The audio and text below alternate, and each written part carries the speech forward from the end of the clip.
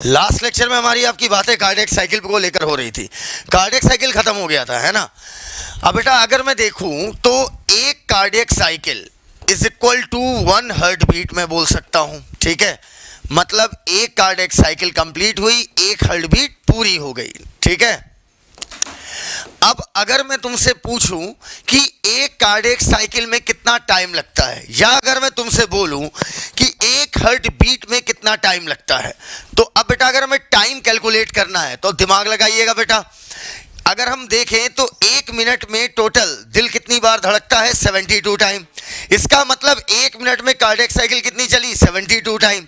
मतलब मैं बोल सकता हूं कि 72 हार्ट बीट होती है पर मिनट। इसका मतलब 72 कार्डियक साइकिल आपकी चलती है 1 मिनट में। अगर 72 कार्डियक साइकिल 1 मिनट में चलती है तो मैं बोल सकता हूं 72 कार्डियक साइकिल चलती है 60 सेकंड में, क्योंकि 1 मिनट में आपके सेकंड कितने हुए, 60। क्लियर, पक्का। अब अगर मैं तुमसे पूछूं एक कार्डियक साइकिल कितनी देर में चलेगी, अगर 72 कार्डियक साइकिल, आधे से ज्यादा लोग रट्टा आंसर मार दीजिए 0.8 सेकंड, ठीक है। अब लेकिन यहां पर लॉजिक से पकड़िएगा। अगर आपको कह रहा है कि 72 कार्डियक साइकिल 60 सेकंड में चलती है, ठीक है, आपका आंसर होगा सर एक कार्डियक साइकिल 0.8 सेकंड में चलेगी, है ना, क्योंकि वो आप रटे हुए हो। वहीं पर अगर पूछ ले 1 सेकंड में कितनी चलेगी तो आपके लिए निकालना थोड़ा दिक्कत भरा हो जाएगा। तो बेटा जिस भी चीज का, ऐसा आप मोल कॉन्सेप्ट में सवाल खूब लगाते हो, ठीक है, इतने में इतना तो उतने में कितना, तो बेटा हमेशा याद रखना जिस चीज का एक हो उसको नीचे रखा जाता है। क्लियर, जिस चीज का एक हो उसे कहां रखोगे, नीचे। एग्जाम्पल के तौर पर अगर मैं तुमसे कहूं कि 10 रुपए की आपकी 20 टॉफी है, ठीक है। अब बेटा 1 रुपए की कितनी टॉफी हुई, तो किस चीज का एक पूछा जा रहा है, रुपए का। तो रुपए को हम लोग किधर रखेंगे, नीचे, और इसको किधर रखेंगे, ऊपर। तो एक टॉफी की कीमत कितनी आई, 2। अरे, या अगर तुमसे पूछा जाए कि 1 रुपए में कितनी टॉफी मिलेगी, तो बेटा 1 रुपए में, जस्ट सेकंड, 10 रुपए में कितनी टॉफी है, 20। तो हाँ, एक टॉफी समझ गए ना, तो 10/20 कर लिया। अरे समझ गए, जिस चीज का एक हो उसे किधर रखोगे, नीचे। अच्छा अब जरा इधर देखना बेटा, 72 कार्डियक साइकिल 60 सेकंड में, तो एक कार्डियक साइकिल, एक किसका पूछा जा रहा है बेटा, कार्डियक साइकिल का। तो हम कार्डियक साइकिल वाली वैल्यू को किधर रखेंगे, ऊपर या नीचे, नीचे। तो 60/72 हो जाएगा। अल्टीमेटली आंसर क्या आएगा, 0.8 सेकेंड। ऐसा नहीं मेरी मैथ्स बहुत अच्छी बेटा, ये रटा हुआ आंसर है, हर बार यही आता है, ठीक है, हर साल यही आंसर आएगा, ठीक है, क्योंकि 60/72 की वैल्यू चेंज नहीं होगी। तो हमारा आंसर क्या हो जाएगा, 0.8 सेकेंड, ठीक है। लेकिन अगर मुझे पूछे कि 1 सेकंड में कितनी कार्डियक साइकिल चलेगी, तो 1 सेकंड में कितनी चलेगी, तो अब एक किसका पूछ रहा है बेटा, आपका, तो सेकंड का। इसका मतलब आपका ये आंसर क्या होगा, 60 नीचे होगा या ऊपर होगा, जिस चीज का एक पूछा जाए वो नीचे। तो आंसर होगा 72/60, 1 पॉइंट समथिंग वैल्यू आएगी। गॉट इट, यहां तक बातें क्लियर है। चलो अब अगर मैं आगे बातें करूं, एक कार्डियक साइकिल आपकी कितनी हो गई, 0.8 सेकंड में। चश्मा लाइए जरा, बस बस बस बस, इधर। अगला, अब बेटा एक कार्डियक साइकिल का हमने समय निकाल लिया, ठीक है। अब अगला टॉपिक हमारा यहां से शुरू होता है जो लास्ट लेक्चर पर पूरी तरीके से डिपेंड है। अगर लास्ट लेक्चर नहीं किया है तो ये लेक्चर घंटा नहीं समझ में आएगा, लिख के दे रहा हूं, या आप रट लोगे, आप समझ नहीं पाओगे। इलेक्ट्रोकार्डियोग्राफ, लास्ट लेक्चर में इस पर थोड़ी सी बातें हुई थी, लेकिन उन बातों को मैं रिपीट कर रहा हूं। देखो यहां पर पहली बात ये नोटिस कर लो कि ग्राफ का मतलब होता है मशीन, ठीक है। ग्राफ का मतलब क्या होता है, मशीन, और जो इससे ग्राफ निकल के आता है उसको हम क्या बोलते हैं, ग्राम। यहां तक बातें क्लियर है। ये क्या है, आपकी मशीन, और आपका जो इससे ग्राफ निकल के आएगा उसे हम क्या बोलेंगे, ग्राम, ठीक। अब इलेक्ट्रोकार्डियोग्राफ, नाम को पकड़ो बेटा। कार्डियो का मतलब क्या होता है, हार्ट। इलेक्ट्रो का मतलब हुआ इलेक्ट्रिसिटी, मतलब जो दिल में बिजली पैदा हो रही है। हमारे दिल में बिजली पैदा होती है, ऐसे नोड एवी बंडल, आपका bundle of His, right bundle, left bundle, Purkinje fibre, ये सब बिजली पैदा करते हैं। तो ये जो बिजली पैदा हो रही है, इसको ग्राफ के फॉर्म में रिप्रेजेंट करना क्या कहलाता होगा, इलेक्ट्रोकार्डियोग्राफ। इतनी बात एकदम क्लियर। अब बेटा सवाल ये है कि सिर्फ ऐसे नोड बिजली पैदा करने की ताकत रखता है कि पूरा नोडल मस्कुलेचर, पूरा nodal musculature, S A node AV bundle, bundle of His, right bundle, left bundle, Purkinje fibre, बिजली सब पैदा करते हैं। तो जो हमारा ग्राफ आता है कि दिल जो बिजली पैदा कर रहा है, तो सिर्फ ऐसे नोड का आएगा कि कंप्लीट आएगा। इतनी बातें एकदम क्लियर।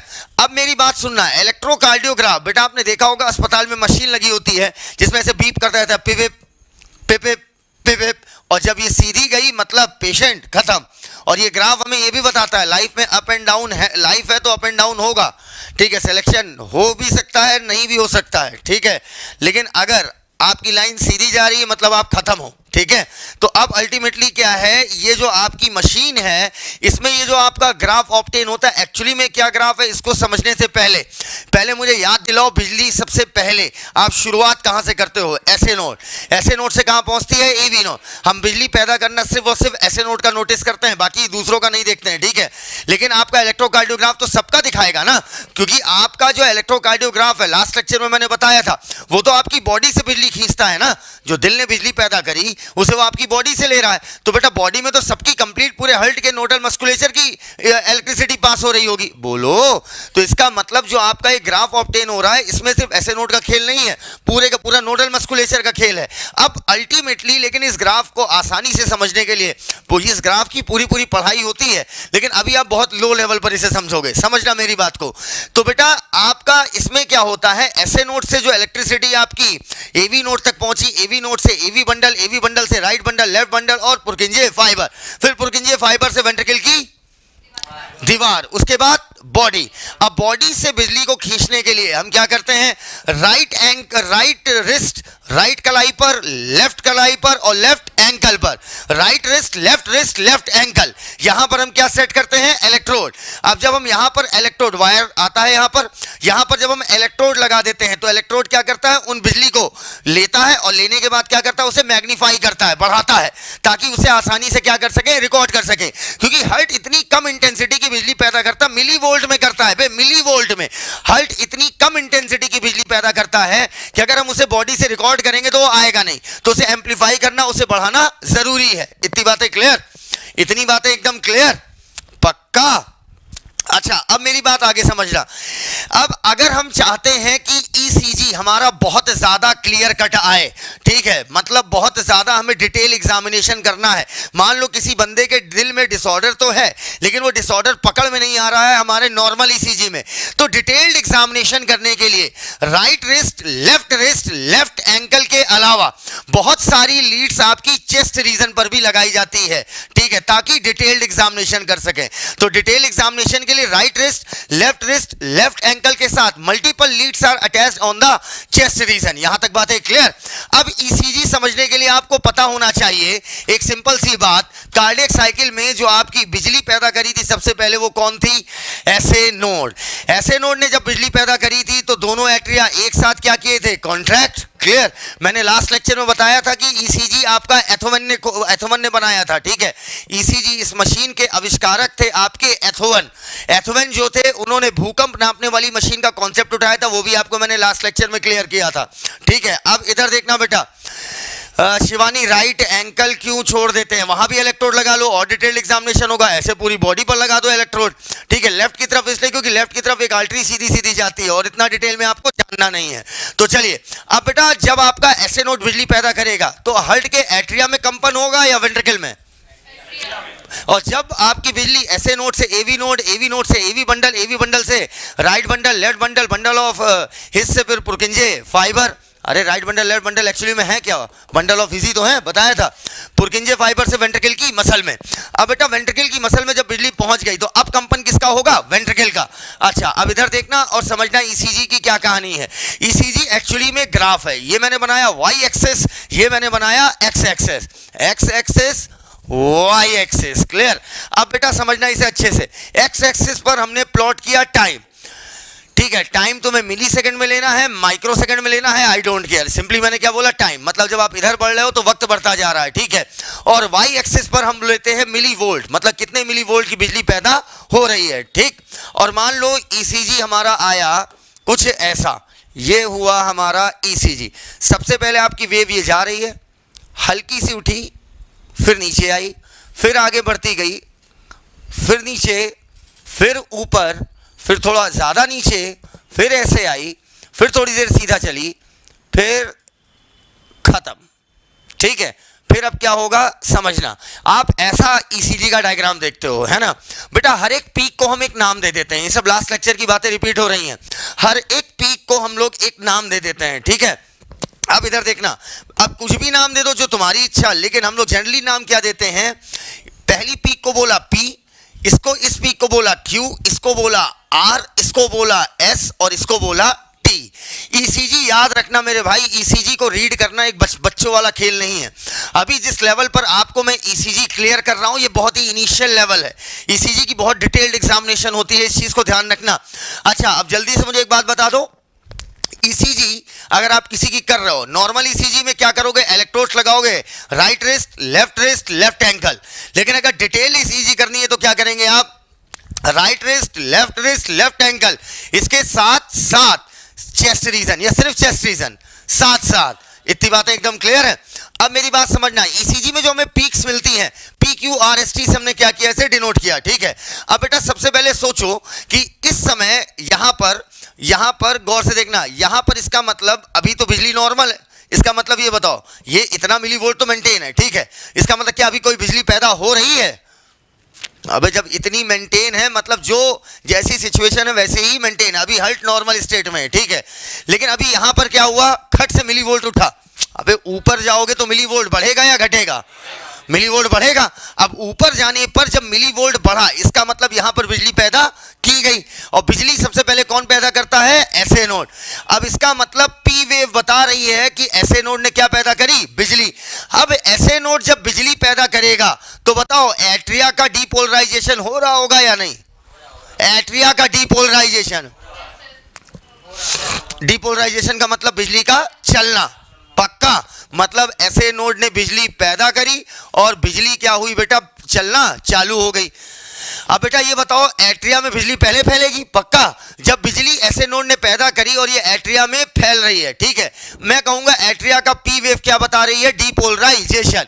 ऐसे नोड ने बिजली पैदा करी जिसकी वजह से ये उठा, मिली वोल्ट बढ़ा, पोटेंशियल डिफरेंस अगर बढ़ा, इसका मतलब क्या हुआ, बिजली पैदा हुई।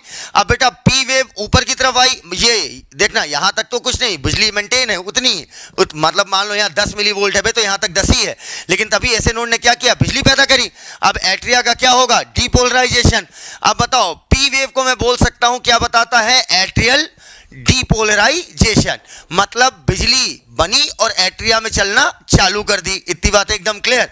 और मैं हमेशा कहता हूं कि बेटा बिजली आगे आगे, सिकुड़न पीछे पीछे, क्लियर। इसका मतलब पी वेव अगर एट्रियल डीपोलराइजेशन को इंडिकेट कर रही है तो इसका मतलब हुआ कि एट्रियल डीपोलराइजेशन के जस्ट बाद क्या होगा, तुरंत सिस्टोल। किसका, एट्रिया का या वेंट्रिकल का? हाँ, एट्रिया का होगा। क्यों?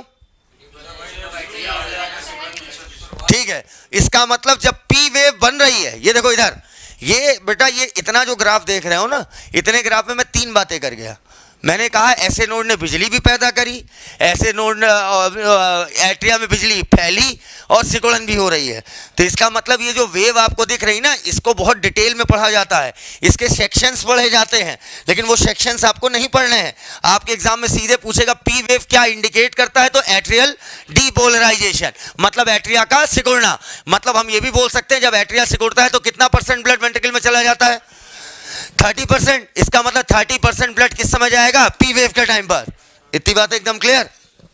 क्या डीपोलराइजेशन और सिकुड़ना एक चीज है? जल्दी बोलो यार। डीपोलराइजेशन लीड्स टू सिस्टोल, याद आया? तो पी वेव अगर एट्रियल डीपोलराइजेशन बता रहा है, इसका मतलब क्या हुआ, यहां पर ऐसे नोड ने बिजली पैदा करी, देखो मिली वोल्ट बढ़ा, अब बिजली चलना चालू हो गई। पहले क्या हुआ, ग्राफ ऊपर की तरफ गया, ग्राफ ऊपर की तरफ गया या नहीं गया, गया। अब जब ग्राफ ऊपर की तरफ गया, इसका मतलब क्या हुआ, बिजली पैदा हुई और इसके बाद बिजली चलना चालू कर दी, और बिजली आगे आगे, सिकुड़न पीछे पीछे। तो पी वेव, ये पूरी पी वेव आपको बता रही 3 चीजें। ऐसे नोड ने बिजली पैदा की, ऐसे नोड ने बिजली मार्कर को देखना गौर से, ऐसे नोड ने बिजली पैदा करी, एट्रिया का डीपोलराइजेशन हो रहा है और पीछे पीछे क्या हो रही है, सिकुड़न। इतनी बात है एकदम क्लियर।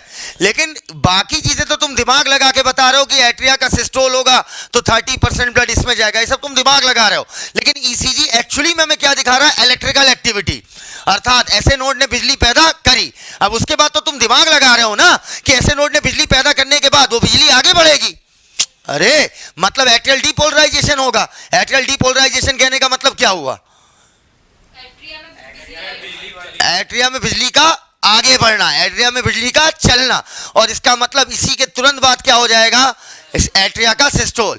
अब बेटा P और Q के बीच में, ये तुम्हें सीधी सीधी लाइन दिखाई दे रही है, बताओ इस बीच कहीं सिकुड़न होगी? तो P से Q के बीच में क्या हो रहा है, बिजली SA नोड से AV node, AV bundle, bundle of His, right bundle, left bundle, Purkinje fibre और वेंट्रिकल की वॉल में। इतनी बातें एकदम क्लियर। अब गौर से देखना बेटा, यहां पर ग्राफ थोड़ा सा नीचे की तरफ आया, Q और S में कौन ज्यादा नीचे की तरफ गया है? S, पक्का इस बात को याद रखना, Q थोड़ा कम नीचे जाता है, S ज्यादा नीचे जाता है। अब इस लाइन के ऊपर जो वेव बनी है उन्हें बोलते हैं पॉजिटिव वेव, और इस लाइन के नीचे जो वेव बनी है उन्हें बोलते हैं नेगेटिव वेव। क्लियर? ऊपर वाली को क्या बोलते हैं, पॉजिटिव वेव, नीचे वाले को क्या बोलते हैं, अबे ऊपर को पॉजिटिव तो क्या नीचे को मल्टीप्लाई थोड़ी बोल दोगे, ऊपर पॉजिटिव नीचे नेगेटिव, इसका मतलब PRT ये हुई पॉजिटिव वेव, Q और S क्या हुआ, negative wave. One thing I want to clear you कि बेटा इस बात को याद रखना, इस बात को याद रखना कि यहां पर जो आपकी ECG आप पढ़ रहे हो ना, बहुत ही ज्यादा इनिशियल पढ़ रहे हो, बहुत ज्यादा शुरुआती, तो इस वजह से ECG में अगर आप जरूरत से ज्यादा सोचना चाहे, या अगर आप ये सोचते हो ECG देखकर आप दुनिया का कोई भी डिसऑर्डर बता लोगे, तो आप भ्रम में हो, ऐसा कभी नहीं होगा। आप जो ECG पढ़ लो बहुत ही घटिया और दो क्वालिटी, दो द्विम नहीं त्रियम श्रेणी की ECG पढ़ रहे हो। यहां आप क्या कर रहे हो, P वेव में क्या कह रहे हो कि P वेव मतलब ये हुई, ऐसे नोड ने बिजली पैदा करी, एट्रिया में बिजली अब चलना चालू हुई और पीछे पीछे सिकुड़न हो रही है, तो ये बहुत लो लेवल की। बेटा P वेव के कई सारे सेगमेंट पढ़े जाते हैं, ठीक है।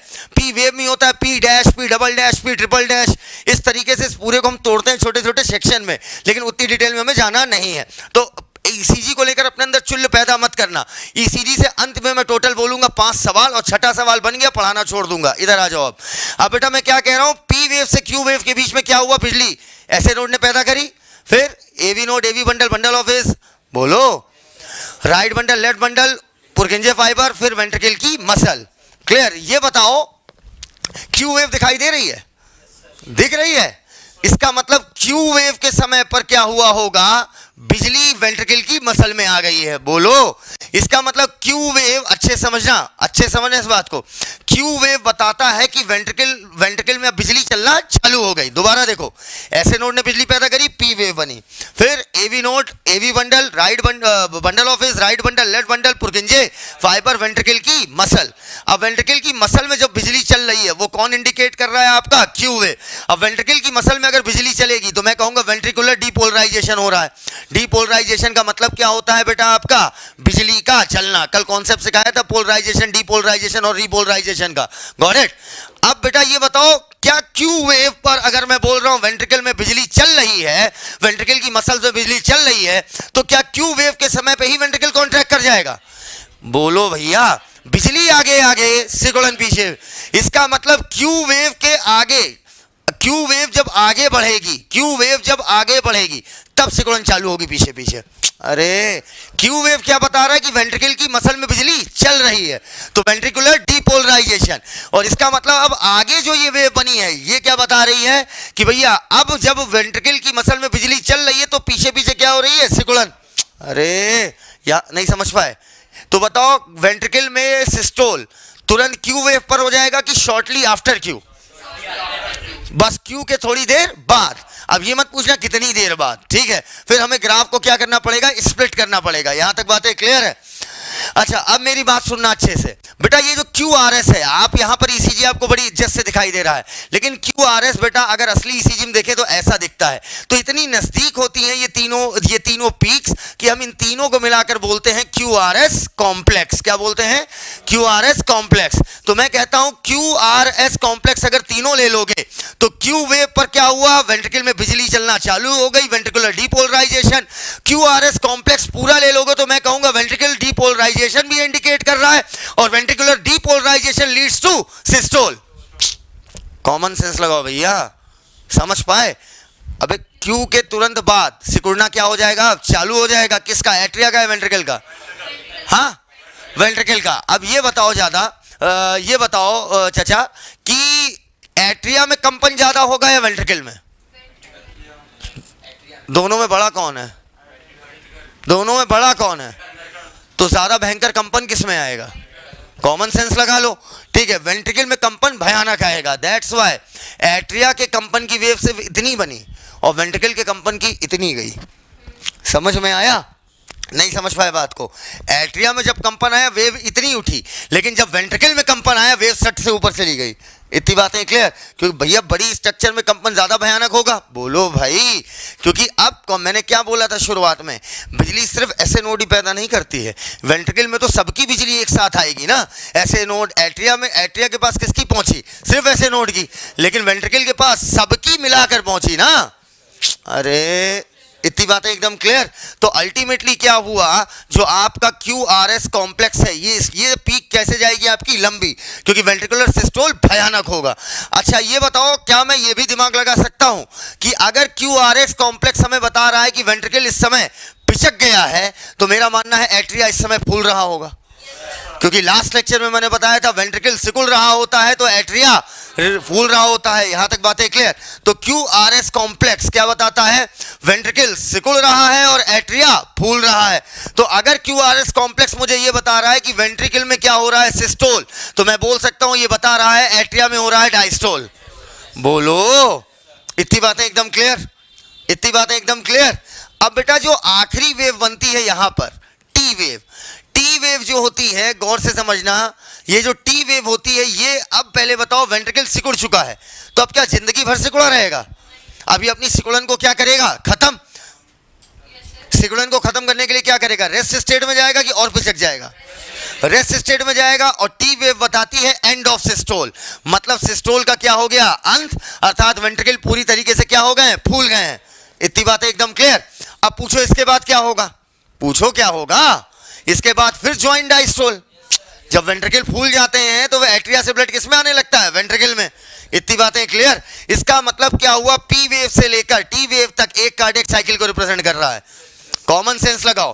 कार्डियक साइकिल में क्या हुआ था बेटा? Joint diastole. हाथ बेटा इधर देखो, ज्वाइंट डायस्टोल। ग्राफ अब आगे अगले पेज पर इसी के आगे जा रहा है जिस भी बंदे का है। अब बेटा ज्वाइंट डायस्टोल, ठीक है। इसके बाद क्या हुआ? आपकी ऐसे नोड ने क्या पैदा करी? बिजली। पक्का ऐसे नोड ने बिजली पैदा करी। ऐसे node AV bundle, bundle of His right, बोलो, right bundle, left bundle, Purkinje fibre, ventricle की मसल। क्यू वेव क्या बताता है? वेंट्रिकल से बिजली चल रही है, वेंट्रिकल में बिजली चल रही है। और उसी के क्यू वेव के थोड़ी देर बाद, शॉर्टली आफ्टर क्यू, वेंट्रिकल में क्या होगा बेटा? आपका सिस्टोल। ये वेव इतनी ऊपर क्यों गई? कंपन ज्यादा होगा, सबकी वेव पहुंच रही है ना वहां पर। अब बेटा क्या होगा तुम्हारा? कॉमन सेंस लगाओ। आर बनी, एस बनी, लेकिन एस थोड़ी ज्यादा नीचे जाती है, ठीक है। रीजन आपको नहीं जानना एस क्यों ज्यादा नीचे जाती है, ठीक है। जानने की इच्छा हो तो बता दें। जानना है क्या? बोलो। अच्छा अब इसके बाद क्या होगा बेटा? अल्टीमेटली सिकुड़न क्या हो गई आपकी? खत्म। और आपका ये हो गया एक ईसीजी, या आप बोल दो एक कार्डियक साइकिल। यहां तक क्लियर? अब बेटा मुझे ये बताओ, ये हो गई पी वेव। पी वेव क्या बताती है? मेरा मानना है पी वेव को देखा जाए तो मेनली बता रही है एट्रिया में बिजली चल रही है, एट्रियल डीपोलराइजेशन। ये डायरेक्ट सवाल आएगा। P wave marks, P wave किस चीज को चिन्हित कर रहा है? कि एट्रियल डीपोलराइजेशन हो रहा है, एट्रिया से बिजली, एट्रिया में बिजली चल रही है। इसका मतलब अगर एट्रिया में बिजली चल रही है, इसका मतलब, अब बेटा अगर एट्रियल डीपोलराइजेशन हो रहा है, इसका मतलब ऐसे नोड ने यहीं पर क्या पैदा करी होगी? बिजली। अगर एट्रिया डीपोलराइज हो रहा है, इसका मतलब डीपोलराइजेशन होगा, बिजली आगे आगे, सिकुड़न पीछे पीछे। तो पी वेव कहीं ना कहीं रिप्रेजेंट कर रही है एट्रियल सिस्टोल को। लेकिन क्या डीपोलराइजेशन और सिस्टोल एक टाइम पर होगा? नहीं, डीपोलराइजेशन लीड्स टू सिस्टोल। अच्छा क्यू वेव बताती है क्या आपकी? कि वेंट्रिकल आपका क्या हो? वेंट्रिकल में बिजली चल रही है। अब बेटा चल रही है तो इसका मतलब बेटा थोड़ी दूर चलाओगे उसके बाद ही तो सिकुड़न पैदा करोगे। तो वेंट्रिकुलर डीपोलराइजेशन थोड़ी देर बाद होगा। क्यू वेव पर क्या? वेंट्रिकल का, सॉरी सिस्टोल, वेंट्रिकल का सिस्टोल क्या क्यू वेव पर होगा या क्यू वेव के बाद? क्योंकि बिजली आगे आगे, सिकुड़न पीछे पीछे। और QRS कॉम्प्लेक्स एक साथ इसलिए लिया जाता है क्योंकि तीनों वेव बहुत नजदीक होती हैं। तीनों वेव को मिला दें तो मैं बोल सकता हूं तीनों वेव मिलकर वेंट्रिकुलर डीपोलराइजेशन या वेंट्रिकुलर सिस्टोल को बता रही हैं। और टी वेव बताता है सिकुड़न हो गई, खत्म। चल भाई ये किसी बंदे का हार्ट है, ठीक है। ये नीचे वाला क्या है? वेंट्रिकल। और ऊपर वाला मैंने हाथ को क्या मान लिया है? एट्रिया। अब जल्दी से बताओ, इस समय ज्वाइंट डायस्टोल है तो लाइन कैसी बन रही होगी? सीधी, ठीक है। ऐसे नोड ने अभी बिजली पैदा करी तो ग्राफ हल्का सा उठा, ठीक है, हल्का सा उठा, ठीक है। अब बिजली एट्रिया में चलना चालू हुई है, ठीक है। पक्का एट्रिया में चलना चालू हुई है, मतलब पी वेव तैयार। बोलो भाई, पी वेव तैयार। अब क्या होगा, एट्रियल सिस्टोल। कौन सी वेव बनी इस समय, पी वेव। अब बिजली ऐसे नोड से AV node, AV bundle, bundle of right हो गया, ठीक है। और आपकी वेंट्रिकल की मसल, अब क्यू वेव तैयार हो गई है। अब क्यू वेव के थोड़ी देर बाद, याद रखना, shortly after Q, shortly after Q ventricle में कॉन्ट्रैक्शन होना क्या होगा, चालू। लेकिन उस समय क्या हो रहा होगा, एट्रिया रिलैक्स, और अल्टीमेटली क्या बना, क्यूआरएस कॉम्प्लेक्स। क्यूआरएस कॉम्प्लेक्स दो बातों को इंडिकेट कर रहा है, वेंट्रिकल का कॉन्ट्रैक्शन, एट्रिया का रिलैक्सेशन। लेकिन वेव एक्चुअली में बता क्या रही है, वेंट्रिकल का कॉन्ट्रैक्शन, एट्रिया का रिलैक्सेशन तो आप कुछ सोच रहे हो ना। और टी वेव बताती है कि वेंट्रिकल अब पूरी तरीके से फूल गए हैं, बोलो। और इसके बाद क्या होगा, जॉइंट डायस्टोल। ये इतनी बातें एकदम क्लियर है, जल्दी बताओ क्लियर है। तो P wave marks atrial systole या एट्रियल डीपोलराइजेशन, क्यूआरएस कॉम्प्लेक्स क्या बताता है, वेंट्रिकुलर डीपोलराइजेशन, और T wave marks end of systole. सिकुड़न, किसका सिस्टोल खत्म हो गया, हल्ट में सिकुड़न खत्म, जॉइंट डायस्टोल चालू। अरे टी वेव बेटा, अगर एट्रिया तो क्यूआरएस के टाइम पे ही फूल गया था ना, अबे इधर देख, एट्रिया तो क्यूआरएस के टाइम पे ही फूल गया था ना, ठीक है। अब फूलना किसको था, वेंट्रिकल को। वेंट्रिकल फूल गया तो टी वेव बनती है सबसे लास्ट में, ठीक है। और जब वेंट्रिकल फूल गया पूरे का पूरा, समझना अच्छे से, जब वेंट्रिकल फूल गया इसका मतलब आप कहोगे हल्ट में सिकुड़न खत्म, तो टी वेव बताता है, टी वेव मार्क्स, मार्क्स मतलब चिन्हित करता है एंड ऑफ सिस्टोल। यहां तक बातें क्लियर। तुम में से कोई इसको कर पाएगा जैसा हमने किया है, कौन कर लोगे, ठीक है। तुम उठ के आओ, चलो हाथ नॉर्मल करो। मैं वेव बना रहा हूं, तुम लोग को बताना है वेव गलत है या नहीं। ये किसी बंदे का हर्ट है, बहुत स्लो मोशन में चलाऊंगा, ठीक है। चलो बताना सही है कि नहीं। अभी जॉइंट डायस्टोल है, ये ईसीजी चल रही, मेरे हाथ को देखो, ऐसे नोड ने बिजली पैदा करी, एट्रियल डीपोलराइजेशन, बिजली आगे आगे, सिकुड़न पीछे पीछे। अब एट्रिया में डीपोलराइजेशन हो रहा है, बोलो ये पहली वेव बन गई, कौन सी, पी वेव, पक्का। और इसके बाद अब क्या होगी तुम्हारी, ऐसे नोड से AV node, AV bundle, bundle of right bundle, left bundle, Purkinje fibre, ventricle की मसल में क्यू वेव, बिजली चल रही है। अब जैसे ही क्यू से ऊपर बढ़ेगी, पीछे पीछे वेंट्रिकल क्या होगा, सिकुड़ना चालू, और एट्रिया रिलैक्स होना चालू। बोलो ये ऊपर वेव गई किस चीज की, वेंट्रिकल के सिकुड़ने की, क्लियर, बोलो। तो क्यूआरएस कॉम्प्लेक्स जो तुम्हारा बना ये बताता है वेंट्रिकल का सिस्टोल या वेंट्रिकल का डीपोलराइजेशन। अब बेटा वेंट्रिकल सिकुड़ चुके हैं, एट्रिया रिलैक्स है। अब आगे जाकर क्या बनी, टी वेव। टी वेव बताता है कि वेंट्रिकल में सिकुड़न खत्म, या बोल सकते हो पूरे हर्ट में सिकुड़न खत्म। तो T wave marks end of systole, start of diastole, खत्म। इतनी बातें एकदम क्लियर, इतनी बात एकदम क्लियर, सोच के बताओ बेटा, इतनी बात एकदम क्लियर है, जल्दी बताओ, जल्दी बताओ।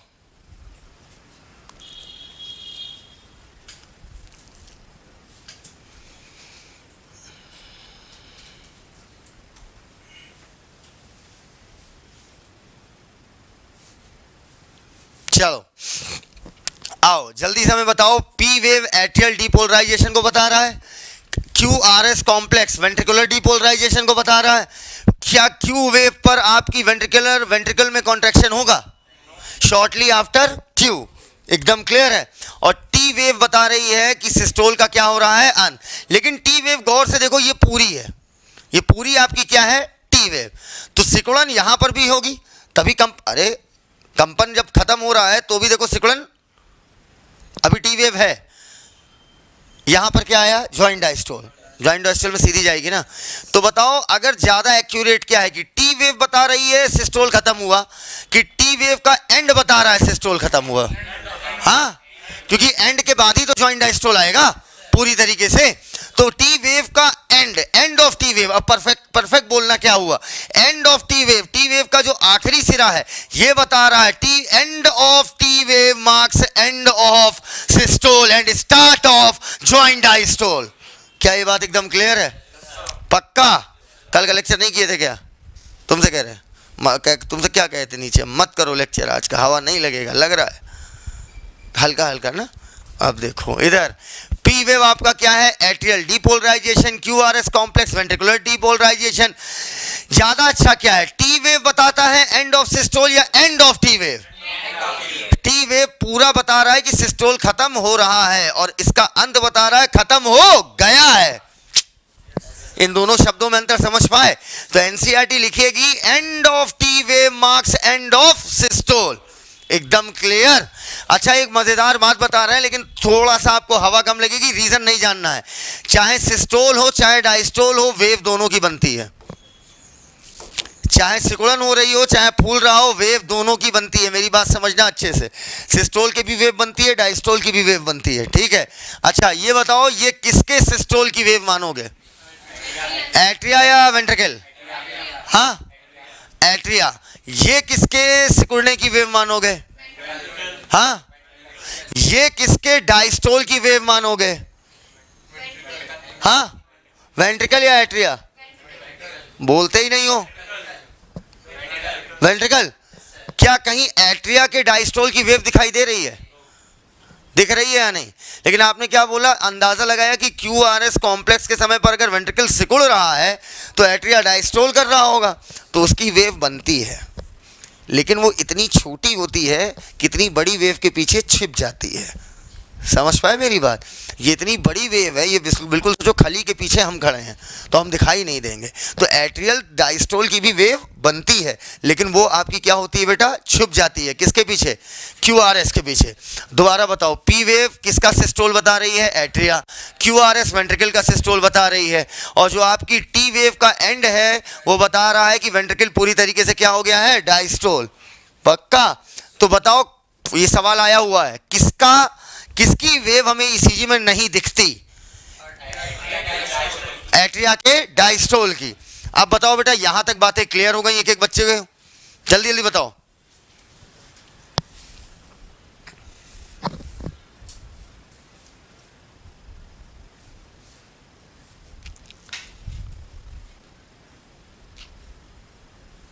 जल्दी जल्दी जल्दी।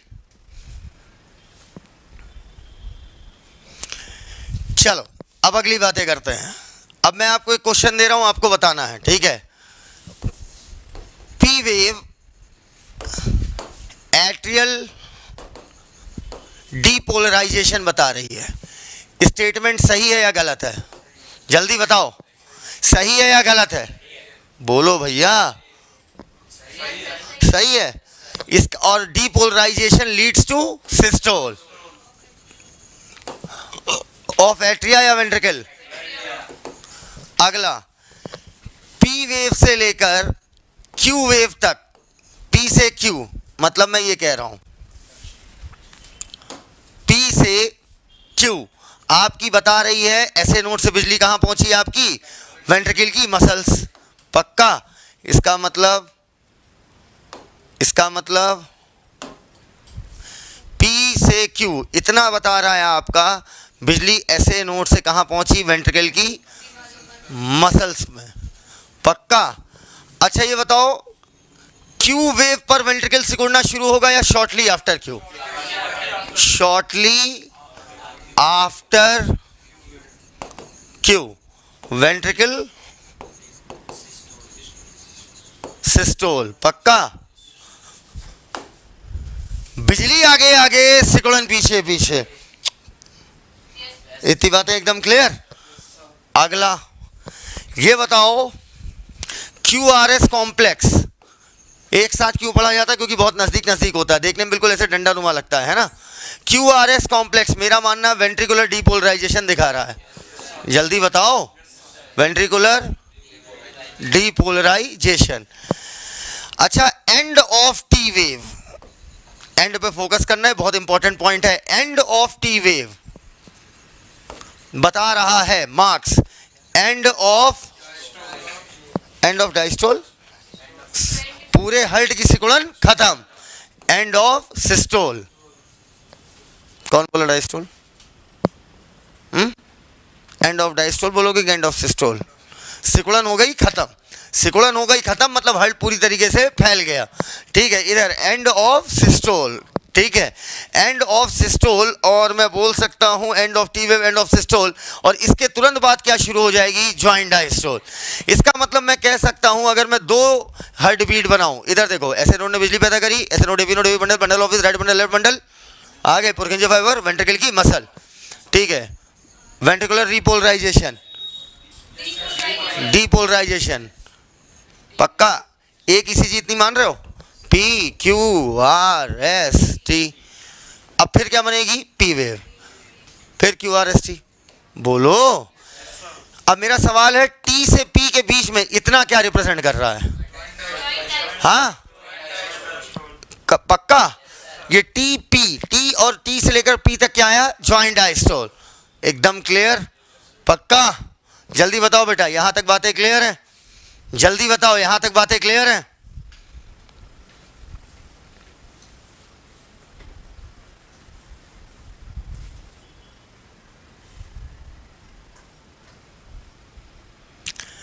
अब चलो ईसीजी के डिसऑर्डर्स को देखिएगा, ठीक है। ये तो बेटा नॉर्मल ईसीजी हो गई है ना, एक स्टैंडर्ड ईसीजी। अब डिसऑर्डर, गड़बड़ वाली ईसीजी बना रहा हूँ, कुछ भी समझाऊंगा नहीं, सिर्फ सोचना है आपको। समझाने वाला ये बात अब यहाँ पर नहीं, यहाँ आपको सोचना है बस। चलो बताओ, किसी की ईसीजी ऐसे आ रही है,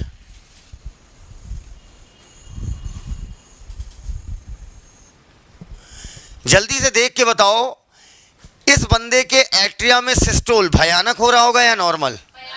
हाँ, इसका मतलब एट्रिया बड़े हो गए होंगे या छोटे? अगर पी वेव बड़ी बनी, इसका मतलब एट्रिया का साइज बढ़ गया है। समझ में आया? तो इनलार्ज्ड, क्या बोला, इनलार्ज्ड पी वेव, बढ़ी हुई पी वेव बताती है कि आपकी इनलार्जमेंट हुआ है। किसका, वेंट्रिकल का कि एट्रिया का? Enlargement of atria. इतनी बातें एकदम क्लियर। चलो अगला,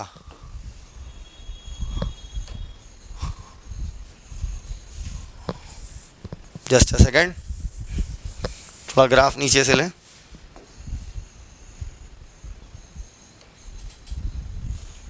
बताओ, नॉर्मल ईसीजी लग रही है?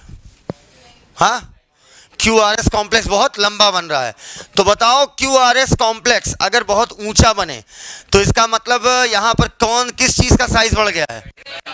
Enlargement of ventricle. इतनी बातें एकदम क्लियर? बोलो भैया, पक्का। अब बेटा ये बताओ, क्वेश्चन है मेरा, बहुत अच्छा आंसर दिया। क्वेश्चन है मेरा, अगर हर्ट पूरी तरीके से रिलैक्स ना कर पाए, हर्ट पूरी तरीके से ना खुल पाए, मेरा बात समझना, हर्ट पूरी तरीके से नहीं खुल रहा है, हर्ट पूरी तरीके से नहीं खुल रहा है, इसका मतलब क्या हुआ? हर्ट अभी रेस्ट कर रहा है कंप्लीटली या नहीं? इसका मतलब ऐसे लोगों का हर्ट जिनका पूरी तरीके से वेंट्रिकल डायस्टोल नहीं कर रहा है, इसका मतलब हुआ ऐसे लोगों के हर्ट में पेन पैदा होगा कुछ दिनों बाद। होगा या नहीं होगा? क्योंकि हर्ट हमेशा कॉन्ट्रैक्टेड अवस्था में होगा, ठीक है। जब वो पूरी तरीके से आराम भी कर रहा है लेकिन खुल नहीं पा रहा है, ठीक है, तो बेटा पेन पैदा होगा, ठीक है। बेटा पेन को हम लोग बोलते हैं बायोलॉजी में इस्चीमिया। क्या बोलते हैं? इस्चीमिया। तो ऐसा बेटा, कोरोनरी का मतलब क्या होता है? हर्ट। कोरोनरी मतलब होता है रिलेटेड टू हर्ट। तो अगर आपकी टी वेव पूरी ना बने, फ्लैट सी बने, क्या बने? फ्लैट। इस समय टी वेव क्या बन गई है? फ्लैट। थोड़ी सी उठती है ना, तो इस समय टी वेव कैसी है? रेड्यूस्ड है या इनलार्ज्ड है? ठीक है, तो रेड्यूस्ड टी वेव बताती है, रेड्यूस्ड टी वेव बताती है कि बंदे को हुआ है कोरोनरी इस्चीमिया। बस, इस्चीमिया का मतलब होता है कहीं पर भी होने वाला दर्द या कहीं पर भी ऑक्सीजन सप्लाई कम हो जाए, ठीक है। ये कब बनती है, कैसे बनती है, डिटेल में नहीं जानना, ठीक है। इतनी बातें एकदम क्लियर हो? जल्दी बताओ बेटा, इतनी बातें एकदम क्लियर है?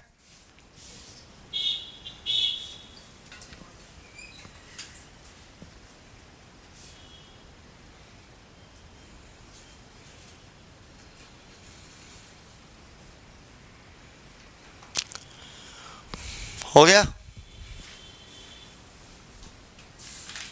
जल्दी बताओ, इतनी बातें एकदम क्लियर?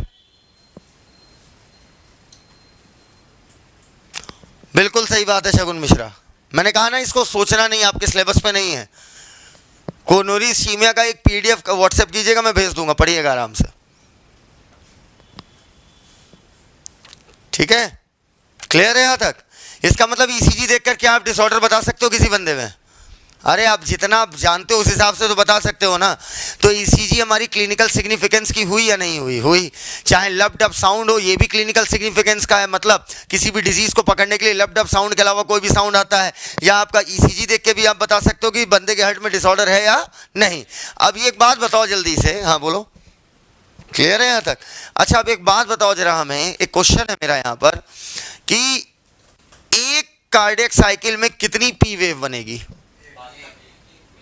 एक कार्डियक साइकिल में कितनी पी वेव, कितना क्यूआरएस कॉम्प्लेक्स, कितना टी वेव? बताओ सबसे आसानी से किसे गिन सकते हो, पी को, क्यूआरएस को या टी को? हाँ, डंडे की तरह लंबा लंबा दिख रहा है, इसका मतलब क्यूआरएस कॉम्प्लेक्स जिनके हम बता सकते हैं बंदे का हार्ट 1 मिनट में कितनी बार धड़कता है, हाँ या ना? अगर मैं बोल रहा हूँ 5 सेकंड में, बेटा क्यूआरएस ही गिनी जाती है। क्यों गिनी जाती है? एनसीईआरटी आप पढ़ोगे तो उसमें मिलेगा आपको, ठीक है? क्योंकि पी और टी वेव तो ऐसे दिखती है, देखो असल में ऐसे दिखती है। अब ले ढूंढ ला, इनमें कौन पी है, कौन टी है, कौन का है, इसमें दिख रहे हैं सिर्फ डंडे। मान लो 5 सेकंड में 5 डंडे दिखे तो 60 सेकंड में 60, तो इसका मतलब क्यूआरएस कॉम्प्लेक्स गिन के आप बता सकते हो हार्ट रेट। इतनी बातें क्लियर? चलो अब इस पर मैं 3 सवाल दे रहा हूं, खटाखट करो, ठीक? चलो पहला क्वेश्चन है,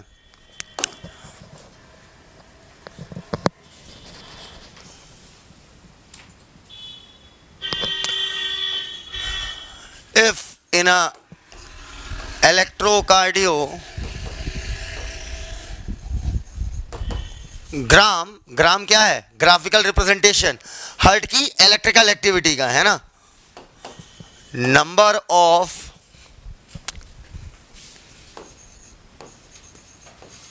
P wave is 20 in 30 seconds. In 30 seconds, ठीक है? पक्का? पी वेव कितनी बन रही? 20-30 सेकंड में, ठीक है? कैलकुलेट स्ट्रोक वॉल्यूम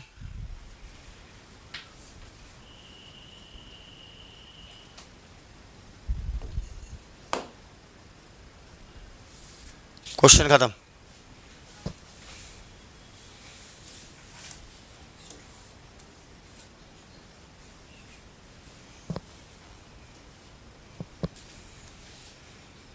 क्वेश्चन देखते नहीं, पहले ही स्टार्ट लिख देते हैं, वो सेलेक्ट होंगे, बताओ हद।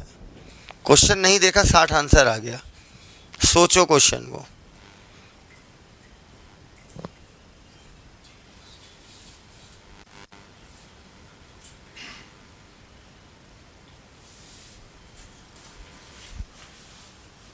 पता नहीं कैसे आंसर दे देते हो तुम लोग, क्वेश्चन तो पढ़ो पहले।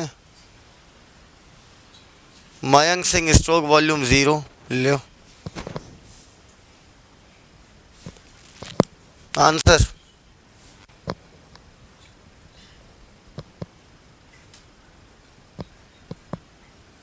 पता नहीं कैसे निकाल लो, आंसर ही नहीं निकलेगा इसका। हाँ तो इतनी देर में क्या बोल रहे हो? तो इतना कॉन्फिडेंस नहीं तुम्हारे अंदर कि तुम देख लो, इससे सिर्फ तुम्हें हार्ट रेट पता चलेगा। हार्ट रेट पता चल जाएगा तुम्हारा 40 और इसके बाद ख़त्म। क्या कुछ बता पाओगे? अरे बोलो। तो इसका आंसर नहीं निकलेगा। इसका एक आंसर बन सकता है sir, let us suppose cardiac output is x, ठीक है? तो अब आपका आंसर हो जाएगा 40/x। अरे बोलो भैया, क्या होगा? x/40, ठीक है? चलो अब क्वेश्चन दे रहे हैं। आपका पी वेव 20 बन रही है 30 सेकंड में, ठीक है? अब अच्छे से सुनना। अब आगे क्वेश्चन दे रहा है, इधर आगे क्वेश्चन दे रहा है कि पी वेव आपकी 20 बनी है 30 सेकंड में।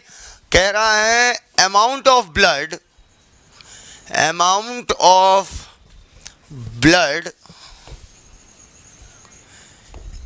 at the end of ventricular systole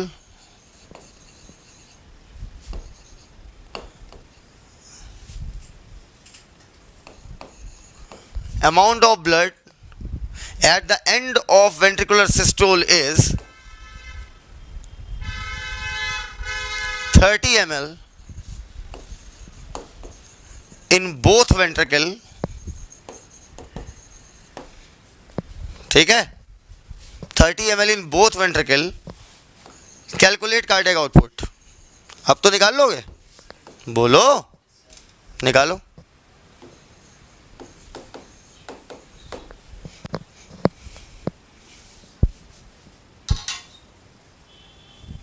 अब निकालो। वो निकल गया? नहीं निकल सकता। कितना ब्लड बचा रह गया क्वेश्चन में ये बताया है, कितना ब्लड निकला ये कहाँ बताया है? क्या कहाँ है? कहाँ है 100 लोग हैं? कहाँ है लोग, यही तो पूछ रहे हैं। मतलब क्यों लोगे, कहाँ से कॉन्सेप्ट आया तुम 100 ही लोगे, कहाँ से? अगर लेने का बहुत मन हो तो 70 ले सकते हो मैक्सिमम, आप इसके अलावा नहीं, ठीक है। अगर 70 से आपके ऑप्शंस मैच ना करें तो आपको अल्टीमेटली क्या करना पड़ेगा, नन ऑफ दीज आपका आंसर लगेगा। कार्डियक साइकिल बता पाओगे? कितनी कार्डियक साइकिल चली होगी 1 मिनट में, बता सकते हैं? कार्डियक साइकिल बता सकते हैं, जितनी पी वेव बनी होगी उतनी ही कार्डियक साइकिल। इतनी बातें एकदम क्लियर है कि एक बच्चे को जल्दी बताइए।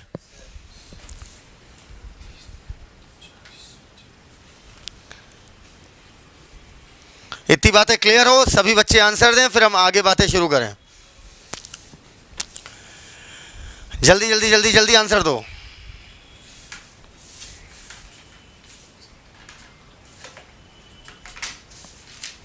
जल्दी आंसर दो।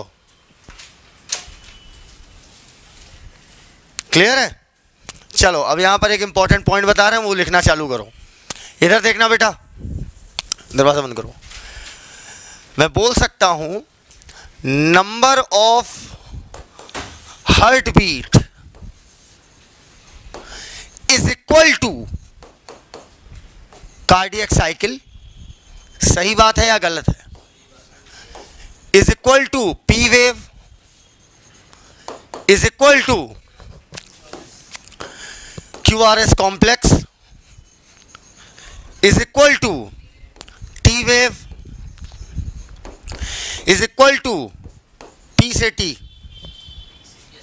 अबे एक हार्ट बीट में P से T भी तो एक ही बनेगा।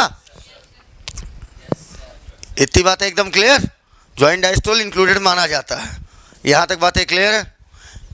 ये क्लियर है? जितनी पी वेव उतना ही कार्डियक साइकिल। कैसे बेटा? कॉमन सेंस लगाओ। एक बार पी वेव बनती है, मतलब ऐसे नोड ने बिजली कितनी पैदा करी? एक बार। तो इसका मतलब जितनी बार पी वेव उतनी बार ऐसे नोड ने बिजली पैदा करी, और जितनी बार ऐसे नोड ने बिजली पैदा करी उतनी बार हार्ट धड़केगा। अभी क्लियर है? अंकित तिवारी क्लियर है? अंकित तिवारी क्लियर है? चलो अब आगे देखना बेटा। मैंने आपको बताया था, अगला टॉपिक सुनना अच्छे से। ब्लड के 3 तरीके के पाइप होते हैं जिनमें ब्लड बहता है, ठीक है। ब्लड के पाइपों को हम लोग सिंपली क्या बोल देते हैं? Blood vessels. अगर आप आर्टरी के पाइप को समझ जाओ, अगर आप आर्टरी के पाइप को समझ जाओ तो बेटा तीनों पाइप समझ जाओगे। 3 तरीके के पाइप हमने बताया था जिनसे ब्लड बहता है, आर्टरी, वेन और कैपिलरी। आर्टरी, वेन और कैपिलरी 3 तरीके के पाइप होते हैं। आर्टरी के पाइप को समझ गए तो वेन और कैपिलरी का पाइप चुटकियों में खत्म हो जाएगा, ठीक। देखो बेटा 3 लेयर पाई जाती है आर्टरी में, समझना। सबसे बाहर बीचों बीच लेयर पाई जाएगी, बीचों बीच को हमने रेड कलर से दिखा दिया, और आपकी सबसे अंदर। अब बेटा लेयर के लिए एक वर्ड इस्तेमाल किया जाता है ट्यूनिका। क्या बोला? ट्यूनिका।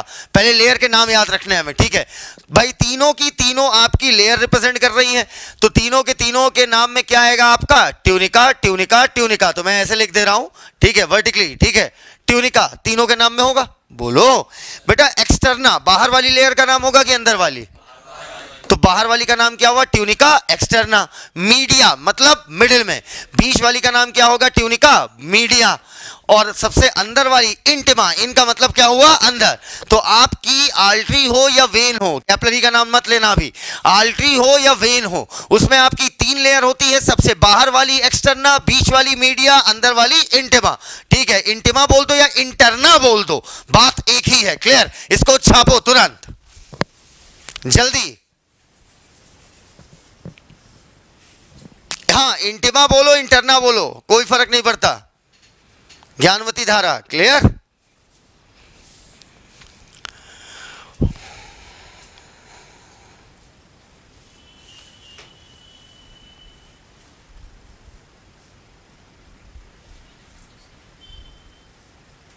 Externa, media, intima. अरे तुम एक्सटर्नल, मिडिल, इंटरनल याद कर लोगे तो भी हमें कोई फर्क नहीं पड़ेगा। ठीक है?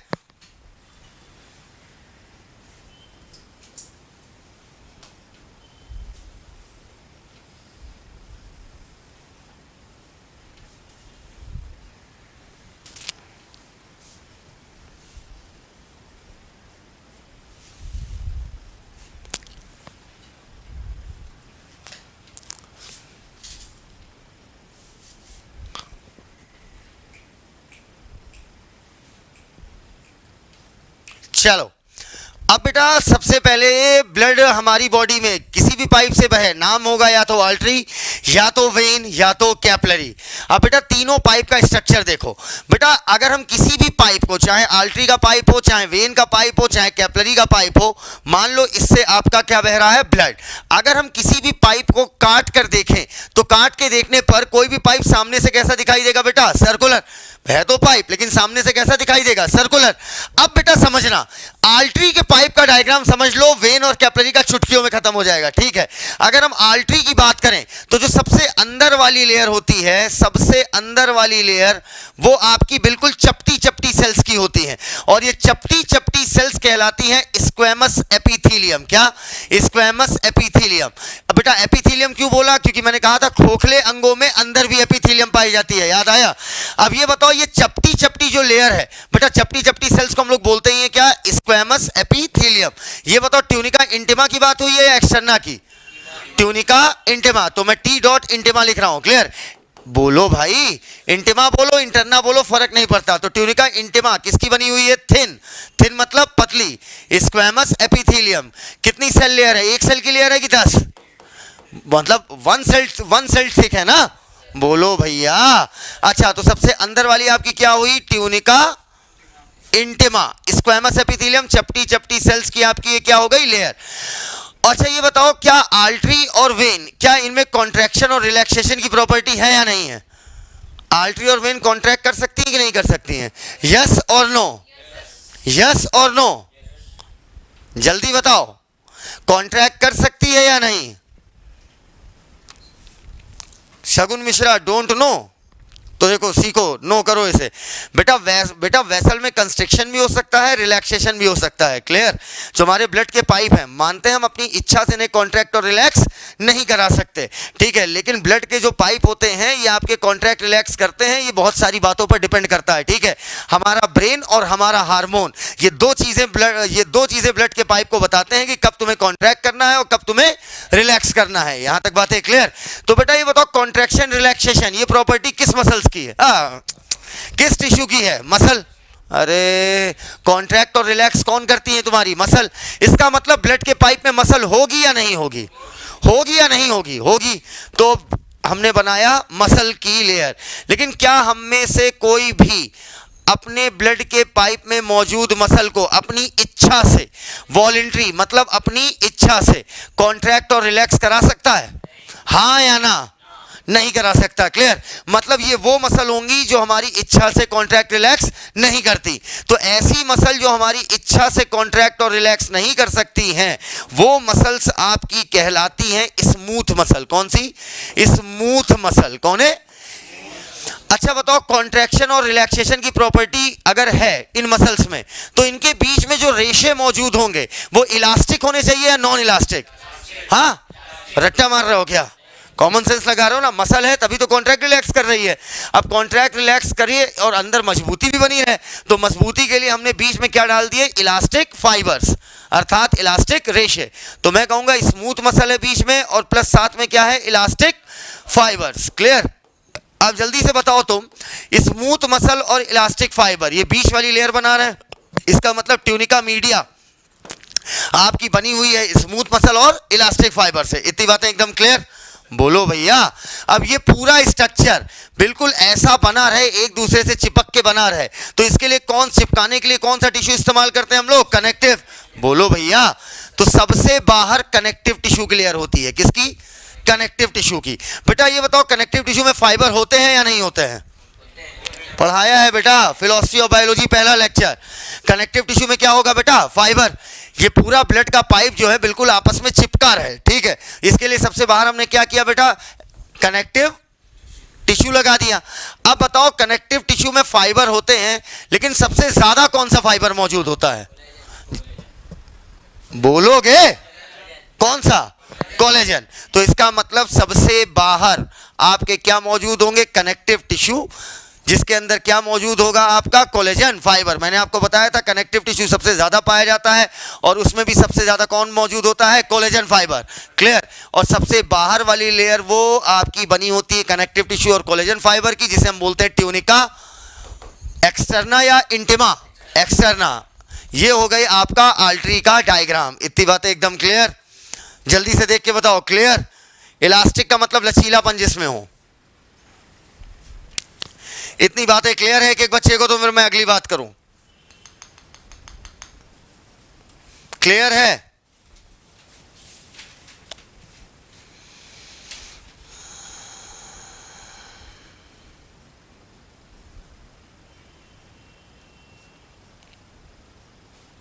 क्लियर? चलो अब एक बात बताओ, जो आपका हर्ट है, मैंने आपको ये बात पहले बताई, अब मैं रिपीट कर रहा हूं, ऐसा ब्लड का पाइप जो हर्ट से ब्लड को बाहर ले जाता है, ये बताइए उसका नाम क्या होगा, आर्टरी, वेन या कैपिलरी? आर्टरी, ठीक है। और ऐसा ब्लड का पाइप जो ब्लड को हर्ट के अंदर लाए, उसका नाम क्या होता है, वेन।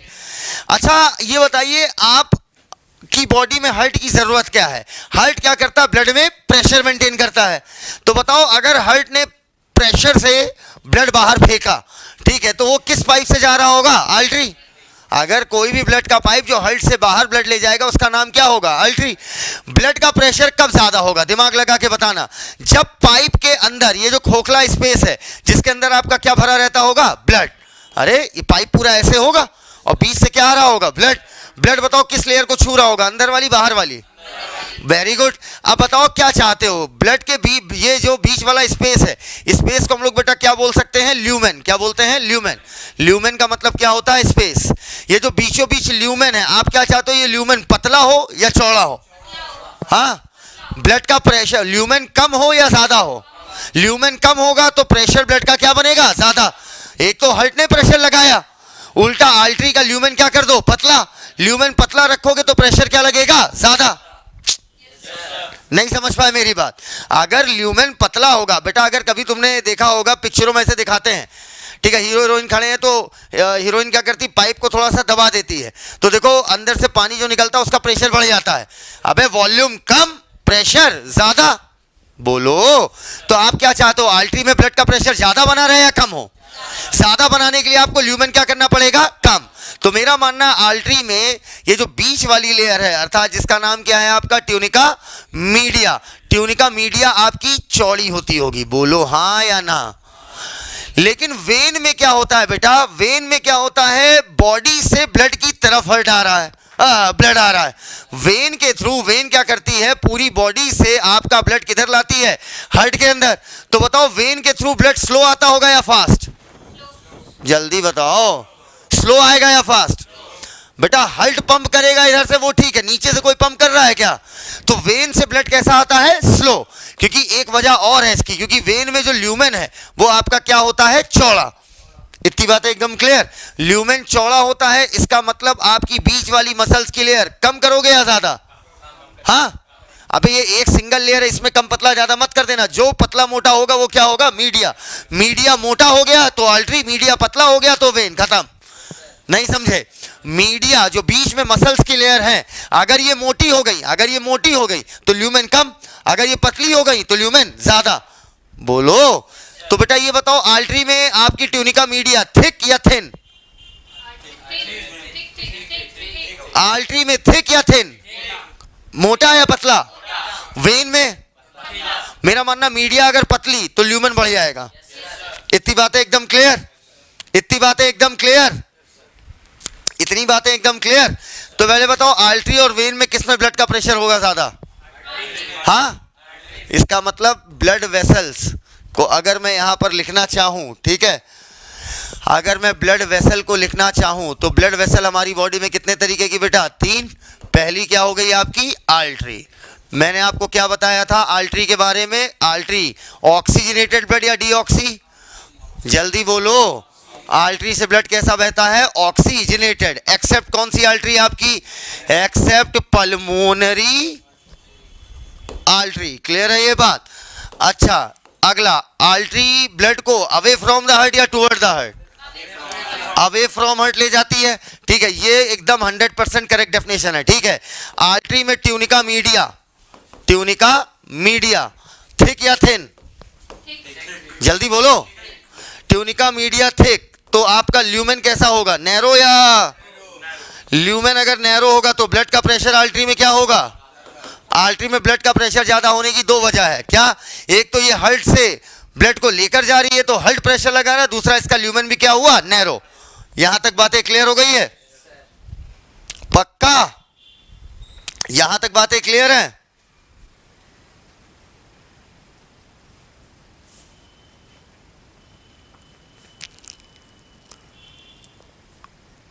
अब आपके मन में एक सवाल बनना चाहिए, आर्टरी में ट्यूनिका मीडिया थिक होने से फायदा क्या है? सवाल बनता है कि आर्टरी में ट्यूनिका मीडिया थिक है क्यों? ये बताओ, अगर ट्यूनिका मीडिया बीच वाली मसल्स के लेयर थिक है तो दीवार आर्टरी की मजबूत या कमजोर? बोलो यार। मजबूत होगी, और ब्लड जो इससे आ रहा है वो धीरे धीरे आ रहा है बहुत प्रेशर में, तो ब्लड इससे भी टकरा रहा होगा। अब जब ब्लड आएगा तो दीवारों से टकराएगा या नहीं टकराएगा? ब्लड भले ऐसे आ रहा है लेकिन ऐसा थोड़ी एकदम सीधा आ रहा है। जब ब्लड आ रहा है सीधा होते हुए तो चारों तरफ की दीवारों पर भी प्रेशर लगाएगा, और दीवारों पर प्रेशर लगाएगा तो हाई प्रेशर को झेलने के लिए ट्यूनिका मीडिया क्या होनी चाहिए? मोटी या पतली? तो बताओ, आर्टरी की जो वॉल्स होंगी, आर्टरी की जो वॉल्स होंगी, बताओ वो थिक या थिन? जल्दी बताओ। आर्टरी की वॉल थिक, आर्टरी की जो दीवार है वो मोटी वेन से या पतली? आर्टरी की वॉल, अबे जब मीडिया थिक तो पूरी वॉल थिक होगी ना। स्ट्रॉन्ग या वीक? हाँ, इतनी बातें एकदम क्लियर? अच्छा बताओ, अगर आप चाहते हो कि ब्लड का प्रेशर मेंटेन रहे तो आर्टरी के पाइप के बीचों बीच वॉल लगाना पसंद करोगे या नहीं? अगर चाहते हो प्रेशर मेंटेन रहे झमाझम तो बीच में वॉल लगाने की जरूरत है? वॉल लगाओगे तो रेजिस्टेंस पैदा होगा, वॉल लगाओगे तो ब्लड जब गुजरेगा तो इससे टकराएगा, जिससे रुकावट में खेद आएगी। समझ में आया? तो बताओ, आर्टरी में वॉल्व होना चाहिए या नहीं? वॉल्व होना चाहिए या नहीं? वॉल्व होगा तो क्या पैदा होगा? रेजिस्टेंस। मतलब जब ब्लड आगे बढ़ेगा तो ब्लड टकराएगा इन वॉल से, जब इन वॉल से टकराएगा तो ब्लड का प्रेशर क्या होने लगेगा? कम। अब बेटा कॉमन सेंस लगाओ, आर्टरी में वॉल नहीं होता ये मैंने बोल दिया, लेकिन अब आपके मन में एक सवाल बनना चाहिए, artery have no internal wall, पूरी आर्टरी में किसी प्रकार का कोई वॉल नहीं होता। आपके मन में कोई डाउट? कोई डाउट बनना चाहिए था। अगर आपको याद हो पल्मोनरी आर्टरी, तो उसके पास वॉल था या नहीं था? आर्क ऑफ एओर्टा वॉल था या नहीं था? वो इंटरनल नहीं है, वो उसके माउथ पे लगा है। क्लियर? तो आर्टरी में कोई वॉल नहीं होता। गुड। यहां तक बातें क्लियर हैं भैया? जल्दी जल्दी बताओ यार, यहां तक बातें एकदम क्लियर है? अच्छा, अब एक बात बताओ, अगर आपको आर्टरी में ब्लड का प्रेशर जानना है ना, तो आप अंदाज़ा ऐसे लगा लो कि अगर किसी बंदे का हार्ट काट के सामने कर दोगे, हार्ट ऐसे हार्ट के पाइप को काटो और सामने कर दो, और हार्ट ने पंप मारा ना, हार्ट ने अगर जो है ब्लड पंप किया, तो तुम जिस कमरे में बैठे हो, कमरे से तो अभी अंदाज़ा नहीं लगा पाओगे क्योंकि क्लास तो है नहीं, ऐसे समझो लगभग 40 फीट तक ब्लड जाएगा। एक बार ब्लड जब पंप मारेगा हार्ट तो 40 फीट दूर फेंकेगा ब्लड को। तो अब जरा सोचो, हार्ट अच्छा खासा ब्लड प्रेशर पैदा करता होगा, ठीक है। अच्छा, ब्लड प्रेशर एक्चुअली में है क्या? अब यहां पर सीखना बेटा, ब्लड जो ब्लड के पाइप पे प्रेशर लगा रहा होता है वही कहलाता है ब्लड प्रेशर। समझ में आया? ब्लड जो ब्लड के पाइप पर प्रेशर लगा रहा है वही क्या कहलाएगा? Blood pressure. कभी तुमने अगर नस काटी हो या कभी तुम्हें चोट चपेट लगी हो तो क्या 30 फीट ब्लड जाता है? बोलो यार। इसका मतलब ऊपर आर्टरी होगी या अंदर आर्टरी होगी? ये गनीमत है कि आर्टरी हमारी कहाँ पाई जाती है? अंदर। वरना अगर आर्टरी ऊपर होती और चोट लग जाती तो फव्वारा फेंकता। तो बताओ जल्दी, आर्टरी डीप सीटेड है बॉडी में या ऊपर की तरफ है? अगला पॉइंट, डीप सीटेड। इतनी बातें एकदम क्लियर है भैया? बोलो प्रभु। अच्छा, अब बेटा एक कॉमन सेंस लगाओ। कभी तुमने देखा होगा डॉक्टर यहां पर हाथ लगाता है और हाथ लगाकर कुछ देखता है ना? ठीक है, जहां मैं बोल रहा हूं वहां पर आप भी लोग हाथ रखना, ठीक है? बिल्कुल एक्यूरेट सब लोग पकड़ लोगे। पहले तो अंगूठे को लूज करो, अंगूठे को जितना हल्का कर सको उतना हल्का करो, ठीक है? और बिल्कुल ढीले हाथों से, जहां कह रहा हूं देखो इस पॉइंट को अच्छे से, ठीक है? जहां कह रहा हूं मैं तो एक बार में पकड़ लेता हूं। इधर बस यहां पर ऐसे रख दो, धीरे से, बहुत धीरे से रखना। ढीला करो। कुछ फील हुआ? थोड़ा प्रेस तो करो। कुछ फील हुआ? किसे फील हुआ? हाथ ऊपर करे। सबको फील हुआ? पक्का? क्या कुछ यहां पर लुपुर लुपुर फील हुआ? वो लुपुर लुपुर कुछ नहीं है ससुर, वो लुपुर लुपुर ये बता रहा है ये है तुम्हारा हार्ट, ठीक है? और ये मान लो तुम्हारा हाथ है, ठीक है? तो हार्ट जब ब्लड पंप करता है तो हाथों में भी जाता होगा। अरे 3 पाइप ऊपर, 1 पाइप नीचे, बोलो भैया। तो एक जब ब्लड पंप करेगा तो यहां पर भी जाएगा, ठीक है? तो जब ब्लड जाएगा तो चारों तरफ क्या लगाएगा? ब्लड के पाइप पर प्रेशर। तो ये जो तुम फील कर रहे हो ये ब्लड के प्रेशर से आर्टरी फूल रही है। इधर हार्ट ने पंप मारा, इधर ब्लड गया, उस प्रेशर की वजह से आर्टरी तुम्हारी क्या होगी? फूलेगी, फिर नॉर्मल। पच, ब्लड गया, फूली, पच। समझ पाए क्या इस बात को? इस बात को समझ पाए जो मैं कह रहा हूं? हार्ट ने ब्लड पंप किया, ब्लड के पाइप में गया, और जब गया तो ये फूला और फिर नॉर्मल। क्या इतनी बातें एकदम क्लियर? जल्दी बताओ, इतनी बातें क्लियर है? इतनी बातें क्लियर है? तो जिस चीज को तुमने पकड़ा वो आर्टरी थी या वेन? आर्टरी। सभी नहीं होती ना, 3 एक्सेप्शन है। यहाँ पे कट जाएगा बेटा, इसीलिए कलाई काटने, जब भी सुसाइड किया जाता है तो आपको कलाई काटने को बोला जाता है। समझ में आया? तो कलाई इसीलिए काटा जाता है क्योंकि वेन बेटा अगर काटोगे ना तो बड़े आराम आराम से अस्पताल पहुँचोगे। एक बार कलाई काटने का मज़ा लीजिए। तो अगर आपने कलाई काटी ना, ठीक है, और सही जगह से काटिएगा, ठीक है? यहाँ जिस पॉइंट पे मैंने बताया अभी, ठीक है? तो बेटा अगर कलाई काटिएगा ना तो बेटा यकीन मानिए आपको जो है अस्पताल पहुंचने का टाइम नहीं मिलेगा। ये फैक्ट है। अगर कलाई कट गई, आर्टरी कट गई कायदे से, तो बेटा आर्टरी से ब्लड का प्रेशर बहुत ज़्यादा होता है। हाँ, थोड़ी देर के लिए आप वाटरमैन बन जाएंगे। समझ में आया? जिसको चाहिए ब्लड से नहलाइए। यहाँ तक बातें एकदम क्लियर है? हाँ, हाथ कट जाता है तो तुरंत पूरा ब्रेन अलर्ट हो जाता है, तुरंत सभी वेसल्स के पाइप में कॉन्ट्रैक्शन हो जाता है, ब्लड का पाइप ही ब्लॉक कर दिया जाता है। एक आध देखो, असल में जब पूरे का पूरा हाथ कटता है तो इसकी एक मैकेनिज़्म होती है। वो मैकेनिज्म आपके सिलेबस में नहीं, खैर हल्का सा जान लीजिए। जब आपकी बॉडी का कोई पूरा पार्ट कट के गिरता है तो ब्रेन को सिग्नल पहुंच जाता है कि बॉडी का कुछ हल्कापन हो गया, ठीक है? तो हमारी बॉडी में बेटा वेट को बताने के लिए भी रिसेप्टर होते हैं। तो तुरंत ब्रेन अलर्ट हो जाता है और वो देखता भैया कहाँ ऐसा लफड़ा हुआ है। जब उसे पता चलता है कि यहाँ से ब्लड लॉस हो रहा है तो वो यहाँ के ब्लड के सभी पाइपों को इंस्ट्रक्शन देता है कि जितने भी यहाँ पे ब्लड के पाइप हैं वो कंस्ट्रिक्ट हो जाएं, वो सिकुड़ जाएं। और जब उनमें सिकुड़न होगी तो अल्टीमेटली बीच का ल्यूमेन क्या हो जाएगा? पतला। ब्लीडिंग धीरे धीरे क्या हो जाएगी? कम। और फिर ब्लड क्लॉट होना चालू हो जाएगा। इतनी बातें क्लियर? एक आध पाइप कटता है तो क्या वजन कम हो जाएगा? नहीं बेटा, फिर ब्लड निकलने से जो वजन कम होगा वो तब उतनी देर में ब्रेन समझ भी नहीं पाएगा, आप पिला चुके होंगे। Got it? तो क्या इतनी बातें एकदम क्लियर है भैया? इतनी बातें एकदम क्लियर है? जल्दी बताओ। तो ब्लड का यहाँ पर हम क्या फील कर रहे हैं? प्रेशर। समझ में आ गई बात? ब्लड का प्रेशर समझ गए? ब्लड जो दीवारों पर लगा रहा है। तो ये वाले बताओ क्या आर्टरी है या वेन है?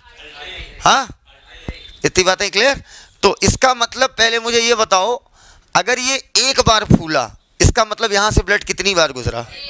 हाँ, इसका मतलब दिल ने कितनी बार भेजा? इसका मतलब जितनी बार ये फूला उतनी बार दिल धड़का। हवा नहीं लगा, हवा लगा। ब्लड यहां से एक बार गुजरा तो ये एक बार फूला, और ब्लड यहां से एक बार कब गुजरेगा? जब ये एक बार सिकुड़ेगा। बोलो, इसका मतलब यही एक हार्ट बीट हुई। इसीलिए डॉक्टर साहब आते हैं बेटा, तो बेटा इधर देखो, डॉक्टर साहब जरूरी नहीं है ना बेटा कि डॉक्टर साहब सीधे आए तुम्हारी छाती पर चढ़ के बैठ जाए, गिने 1 2 3 या कान लगा के सुने। तो डॉक्टर साहब आते हैं, धीरे से यहाँ पकड़ते हैं, ठीक है।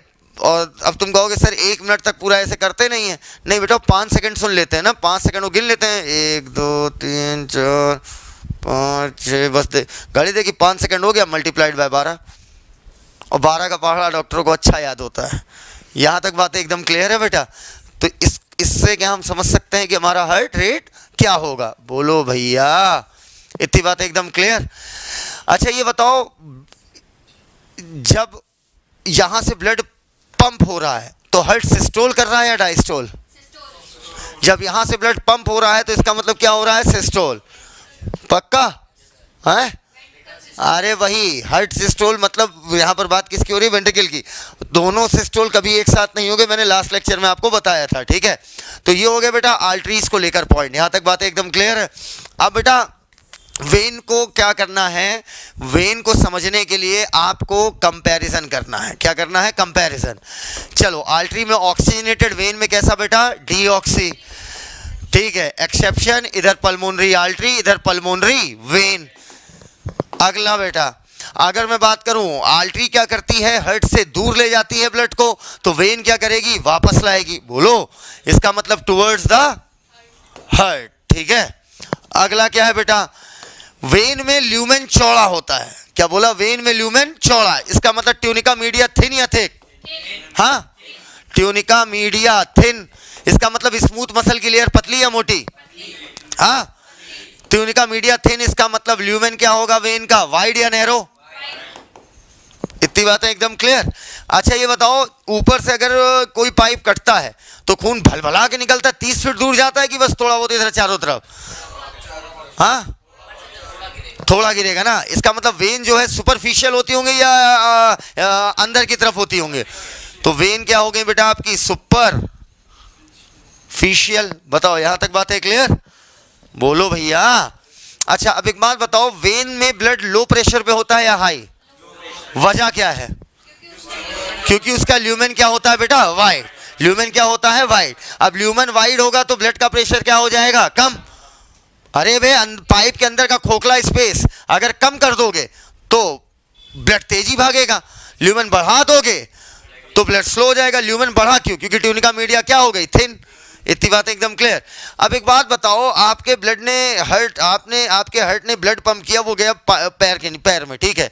जब ब्लड ऊपर आने की कोशिश करेगा, क्या बोला? जब ब्लड ऊपर आने की कोशिश करेगा तो ग्रेविटेशनल फोर्स क्या कहेगा? जाओ ऊपर कि नीचे आओ? हाँ, नीचे आओ। क्लियर। अब कहानी क्या होती है, फिर ब्लड ऊपर कैसे आएगा? क्योंकि नीचे से तो कोई मोटर लगी नहीं है। मान लो ये किसी का पैर है, ठीक है, इधर देखना, पक्का। और हार्ट ने आर्टरी से ब्लड को कहां भेजा? नीचे, पक्का। अब क्या चाहते हो, ब्लड यहीं रुका रहे या वापस आए? वेन से वापस आए। बोलो। अब इधर देखना बेटा, वेन के पाइप बनाने वाले हैं तुम्हारे सामने। हम वेन पढ़ लें, इस वजह से वेन का पाइप मोटा बनाएंगे, ठीक है। यहाँ पे बोलिए। वेन में पाए जाते हैं वॉल्व। क्या पाए जाते हैं? वॉल नहीं, वॉल्व। क्या पाए जाते हैं बेटा? वॉल्व। ये वॉल्व दिखाई दे रहे हैं? वॉल्व का काम क्या होता है? चीजों को एक दिशा में भेजना। बोलो भैया। अब मान लो ब्लड यहां पर है, ठीक है, नीचे कोई मोटर लगी, फर से ऊपर चला जाए।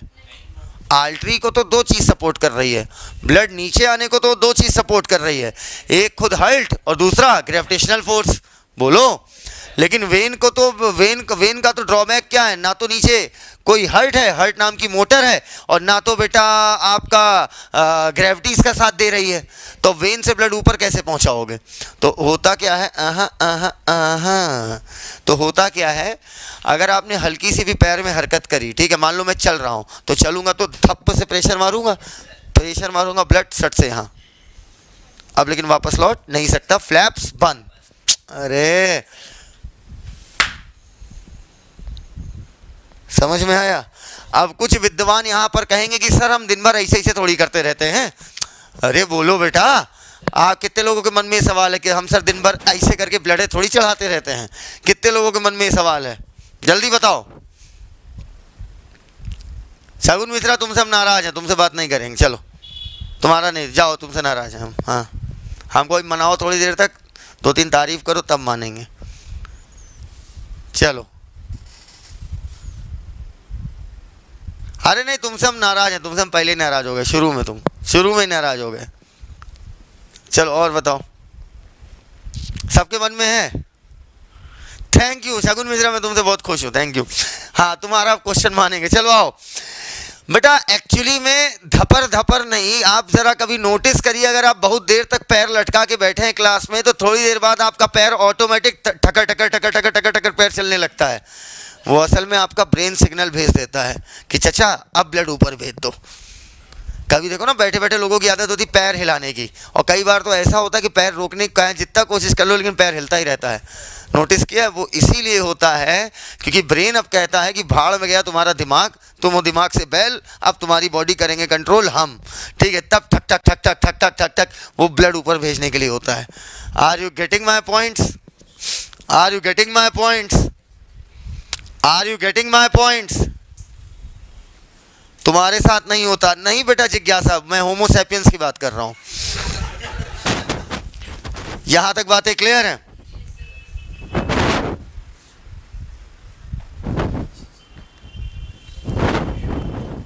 अच्छा, नेटवर्क इश्यू था, कोई बात नहीं, अभी समझ गए ना मेरी बात।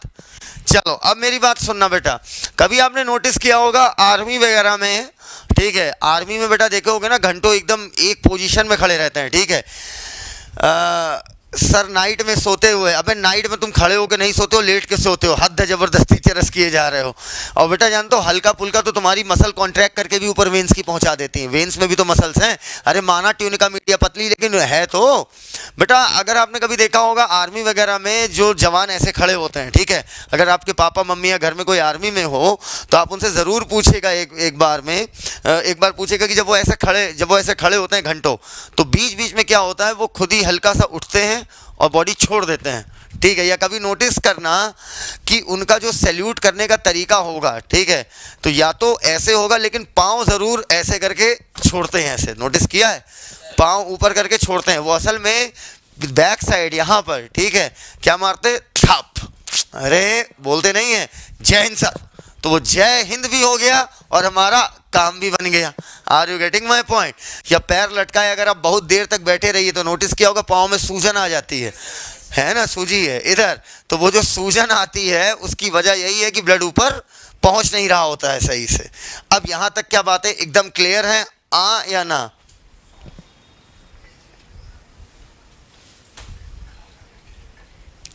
कुछ आप वेन में मौजूद मसल्स का भी रोल समझिए। मिताली कृष्णा, वेन में मौजूद मसल्स का भी रोल होता है ना बेटा। यहां तक बातें क्लियर? तो बताइए, वेन के पास इंटरनल वॉल्व है या नहीं है? जल्दी बताओ। वेन्स के पास इंटरनल वॉल्व है, ठीक है, ताकि ब्लड का बैकफ्लो हो जाए ना हो। क्लियर? अब बेटा एक बात समझना, मैंने आपको पहले भी बताया था, ठीक है, कॉफी अमीर लोग पीते, हम गरीब आदमी। लार्जेस्ट आर्टरी बेटा इधर है, रखो, पिएंगे वहीं रखो, आ रहे। लार्जेस्ट आर्टरी आपकी होती है कौन सी बेटा? एओर्टा। और लार्जेस्ट वेन आपकी कौन सी होती है? Vena cava. लेकिन वेना कावा में भी पूछा जाए सुपीरियर या इंफीरियर, तो आंसर है इंफीरियर वेना कावा। इतनी बातें एकदम क्लियर, ठीक है। ये पॉइंट आपके आर्टरीज को लेकर है, तो मैंने उन्हें ऐसे कर दिया, और वो आपका बचा हुआ पूरा क्या है? वेन। और वेन इस तरीके से एंड होती है, ठीक है। इसको छापना शुरू करिए जल्दी से। आदर्श दुबे, हाइट कम या ज़्यादा होने से ब्लड प्रेशर पर कोई इफेक्ट नहीं पड़ता? आओ तुमको असली वाली बायोलॉजी पढ़ाएं, प्रैक्टिकल बायोलॉजी। ऑफलाइन शुरू होने तो दिखाते हैं बायोलॉजी तुम्हें। हाइट से, साइज से, है ना बेटा, उंगली बड़ी होने से, नाखून ना काटने से, बाल कटाने से, है ना, क्या क्या फ़र्क पड़ता है। हिदांश फोटो तो भेज देंगे, लिख ले मेरे भाई, याद हो जाएगा।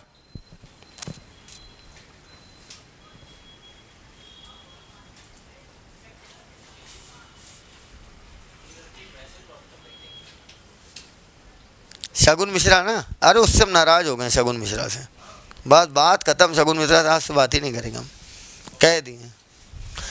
कह दिए नाराज़ मतलब नाराज़।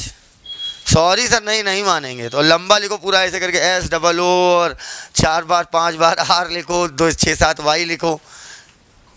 कार्डियक साइकिल के नोट्स नहीं हैं, मिल जाएंगे, लोड मत लो। अरे सॉरी मांगो बेटा, ये बात 2-3 बार और मांगो। मिटाएं इसको? अच्छा लिखना है, लिखो। ये इसका लॉजिक सीख गए ना पूरा। तो अबे तुम्हारे चक्कर में शगुन मिश्रा, पता है क्या, मेरा मूड हो गया आते ही खराब कमेंट पढ़ के, और मैं मूडी आदमी, ठीक है, इसी वजह से हम बहुत गुस्से में पढ़ा रहे थे अभी। अब थोड़ा हंसी आ रही है, अब और अच्छा पढ़ाएंगे। शुरू में लग रहा होगा ना मूड गुस्से में है, नहीं समझ में भले आ रहा हो। एक और थी, उसका नाम लो जरा, कौन? हाँ जागृति, ये है, आज समझ गए, जागृति ना। Is the timing of the lecture, क्या थोड़ा इंग्लिश पढ़ लें थोड़ा, लोग बेटा लिखते रहो। इज द क्या, हाँ एक मिनट, whoever, हाँ, is this type of timing of lecture will be continued, then course will be finished after any 20 minutes. So please do something, otherwise previous year incidents will be repeated. Previous year incidents was not my fault, dear जिज्ञासा Singh, that was fault of, तुम समझ सकते हो। Daily का ये क्या हो गया है, कोई टाइम नहीं, कोई शेड्यूल नहीं, माफ़ करिएगा, बुरा लगेगा, नहीं माफ़ नहीं करूँगा मैं।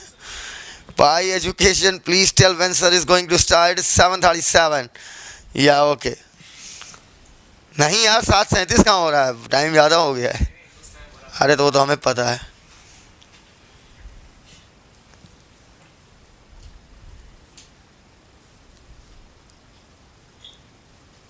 अरे नहीं बिटिया, हम मजाक कर रहे हैं, तुम्हें क्या लग रहा है, पगली हो गया, हम ऐसे बोलते रहते हैं। बच्चे हो यार, तुमसे क्या नाराज होंगे। हो गया, डन, मिटाएं। चलो, तो अब लास्ट आपकी क्या बची, कैपलरी। कैपलरी को लेकर सिर्फ एक बात याद रखो, ब्लड के अंदर से कुछ भी निकालना है, ब्लड के अंदर कुछ भी डालना है, पाइप एक ही इस्तेमाल होगा, दैट इज कैपलरी। अब देखो, आर्टरी बनाना सीख गए। आर्टरी बनाना है तो क्या करना है, देखो, सबसे बाहर, सबसे अंदर से शुरू करो। सबसे अंदर थिन स्क्वेमस एपिथेलियम, और उसके बाद आपकी स्मूथ मसल की लेयर, जो आपकी इच्छा से काम करेगी, अनिच्छा से। अनिच्छा हिंदी का कोई वर्ड नहीं है, ठीक है, नॉन इच्छा बोलो, ठीक है। ये बताओ, स्मूथ मसल आपकी, कॉमन सेंस लगाओ, कहाँ कहाँ पाई जाती होगी। स्टमक से खाना इंटेस्टाइन में अपनी इच्छा से गिरा सकते हो, ऐसे करके नहीं, क्लियर। चाहे बाबा रामदेव हो चाहे कामदेव हो, कभी भी खाना स्टमक से इंटेस्टाइन में आप अपनी इच्छा से नहीं डाल सकते। इसका मतलब स्टमक में कैसी मसल होगी, इंटेस्टाइन में क्या खाना आगे बढ़ा सकते हो, स्मॉल से लार्ज ऐसे करके। स्मॉल इंटेस्टाइन में कैसी बेटा, स्मूथ मसल। इतनी बातें क्लियर। अच्छा ये बताओ, मान लो लड़के तुमसे कह रहे हैं, तुम आंसर दोगे, ठीक है। मान लो तुम्हारे यूट्रस में बच्चा है, ठीक है, तो ये बताओ अगर तुम्हारे यूट्रस में बच्चा है तो क्या कॉन्ट्रैक्ट करके तुम खुद से बच्चा निकाल दोगे, नहीं, क्लियर। इसका मतलब यूट्रस में कैसी होगी, स्मूथ मसल। कुछ रटना पड़ा यहाँ पर। अच्छा अब बेटा एक बात बताओ, स्मूथ मसल में बीच बीच में कैसे फाइबर होने चाहिए, इलास्टिक या नॉन इलास्टिक, इलास्टिक, ठीक है। और सबसे बाहर होती है fibrous connective tissue. Fibre connective tissue में कौन सा होगा, कोलेजन, पक्का। और ये हो गई tunica externa, tunica media, tunica interna. अब मुझे वेन बनाना है, कुछ मत करो, आप क्या करो बेटा, वेन में मीडिया को क्या कर दो, पतला, ल्यूमेन क्या कर दोगे, चौड़ा। करना नहीं पड़ेगा, अगर मीडिया पतली की तो ल्यूमेन अपने आप चौड़ा हो जाएगा। वेन में ब्लड का प्रेशर लो या हाई, अब क्या बनाना है हमें? कैपिलरी। अच्छा बताओ, ब्लड में कोई भी चीज डालनी है या निकालनी है, पाइप कौन सा इस्तेमाल होगा? तो कैपिलरी सबसे पतला पाइप होगा या मोटा? एक्सटर्ना हटाओ, मीडिया हटाओ, बचा हुआ माल कैपिलरी। बस खत्म, कैपिलरी में यही होता है। बस सिंगल सेल की लेयर होती है। बस समझ में आया कैपिलरी क्या है? कैपिलरी समझ गया क्या है? अच्छा, कैपिलरी से वेन बना सकते हैं? अबे क्यों नहीं बना सकते हो? मीडिया लगाओ, एक्सटर्ना लगाओ, मीडिया थिन रखना और मीडिया को थिक कर देना, आर्टरी बन जाएगी। इतनी बातें एकदम क्लियर। तो सभी लोग जहां पर भी बैठे हो मेरे साथ अपना हाथ ऐसे करो। सबसे बाहर ट्यूनिका, एक्सटर्ना, ट्यूनिका, अबे बगल वाले कंटा मार दोगे, ट्यूनिका, एक्सटर्ना, ठीक है। बीच में smooth muscles, tunica, media, fibre आपके इलास्टिक, नाड़े वाले नॉन नाड़ा, इलास्टिक, और सबसे अंदर पतली वाली ट्यूनिका इंटिमा, और बीचों बीच क्या जा रहा होगा? ब्लड। अब ट्यूनिका मीडिया कर दो थिन, तो ल्यूमेन क्या हो जाएगा? चौड़ा। आपकी क्या बन जाएगी? वेन। एक्सटर्ना मीडिया हटा दो, बचा हुआ माल कैपिलरी। एकदम क्लियर? पक्का? तो कैपिलरी में स्क्वैमस एपिथेलियम होगी या क्यूबाइडल? बोल दो भैया। चलो अब एक बात बताना मुझे, अब बेटा समझना, आर्टरी सीधे सीधे कैपिलरी नहीं बनाती। क्या बोला? आर्टरी सीधे सीधे कैपिलरी नहीं बनाती। इधर इधर देखो बेटा, ये आपकी मान लीजिए आर्टरी है। क्या है? कॉन्ट्री, काउंट्री। आर्टरी से ब्लड ऑक्सी या डीऑक्सी? जल्दी बताओ। ऑक्सी ब्लड होगा, मतलब लाल लाल या नीला नीला? लाल लाल। पक्का? ये हो गई आपकी आर्टरी, काउंटरी। पक्का? अब बेटा आर्टरी पहले पतले पतले पाइपों में टूटती है। किस में टूटती है? पतले पतले, सीधे कैपिलरी नहीं बनाती है। आर्टरी पतले पतले पाइपों में टूटती है, ठीक। अब बेटा ईओल का मतलब होता है बच्चा, ठीक है। तुमको बेटा एक जानकारी दे रहे हैं, साइंस वर्ल्ड अब अपना म्यूट ऑफ ही रखिए। अच्छा अच्छा, अब बेटा ये जो तुम्हें एक जानकारी दे रहे हैं, ईओल का मतलब बच्चा, समझ में आया? अब बेटा ये बताओ, अगर मेरा बच्चा हो तो उसका नाम होगा साहिल ईओल, आशीष सर का बच्चा हो तो आशीष ईओल, तोमर सर का बच्चा हो तोमर ईओल, पक्का? एलिस सर का बच्चा हो एलिस ईओल। बोलो। अब इधर देखना बेटा, आल्ट्री का बच्चा होगा तो आल्टेरियोल, तो इसका नाम क्या होगा? आल्टेरियोल। अरे रट रहे हो क्या? ब्रोंकाई का बच्चा, बहुत अच्छे, रटना कुछ है ही नहीं बायो में। हाँ हाँ बोलो।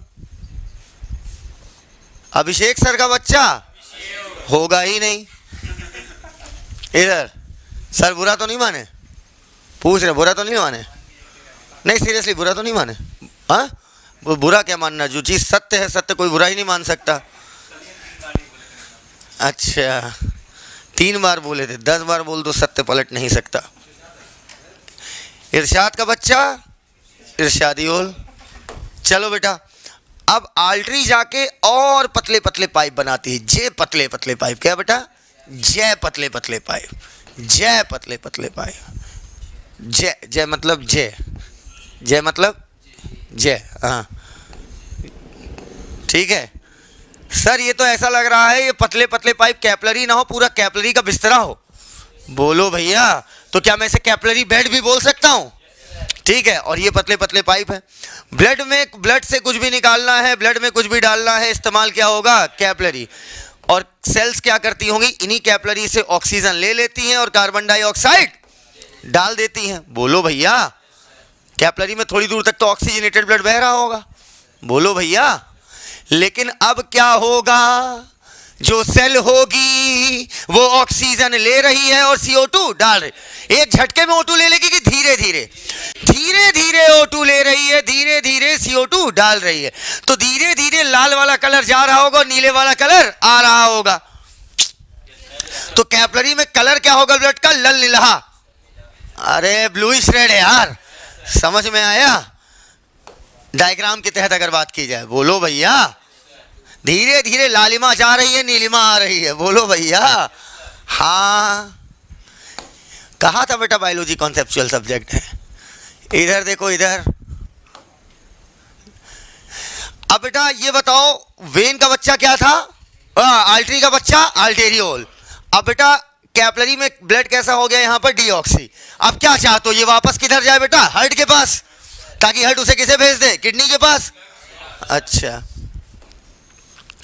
अब बेटा इधर देखना, अब ये आगे चलकर ये पतले पतले पाइप दिखाई दे रहे हैं, ये आपका बन गया वेन।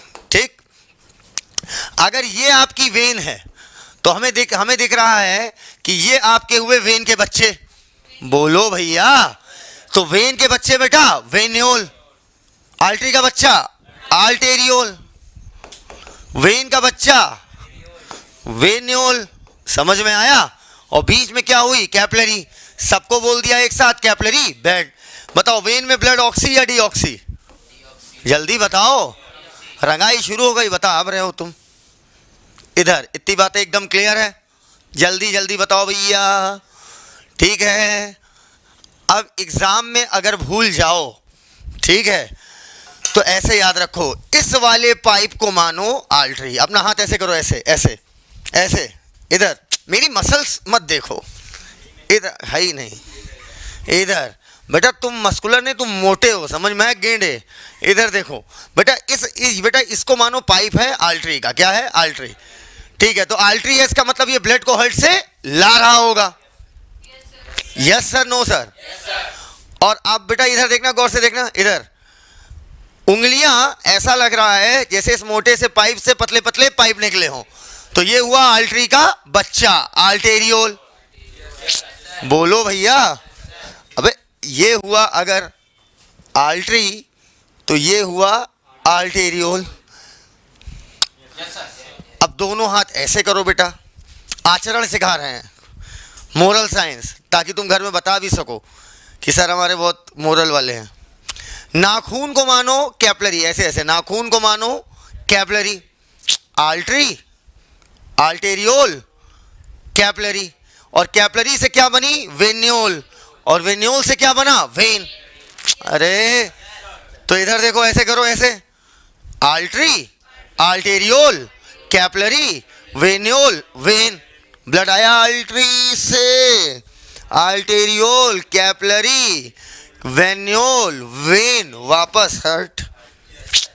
सर्कुलेशन देखिए आप, पहले यहां रखा है हार्ट, यहां रखा है हार्ट, हार्ट से ब्लड चला चला चला चला चला चला चला, ठीक है, आर्टरी आर्टेरियोल कैपिलरी। रुक जाओ, सेल ने ली ऑक्सीजन, दी इसमें CO2, ठीक है, वेन्योल वेन, और वापस हार्ट। अब अभी भी भूल जाना ना बेटा, तो चुल्लू भर पानी लेना, उसका pH 6 रखना। 6 क्यों रखना, ये एक्सक्रीशन में सिखाएंगे। समझ में आया? इधर यहां तक बातें एकदम क्लियर है बेटा? जल्दी से बताइए, यहां तक बातें क्लियर है?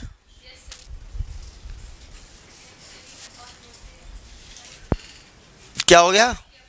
नहीं, हाँ भाई चुप हो जाओ। यहां तक बातें क्लियर है?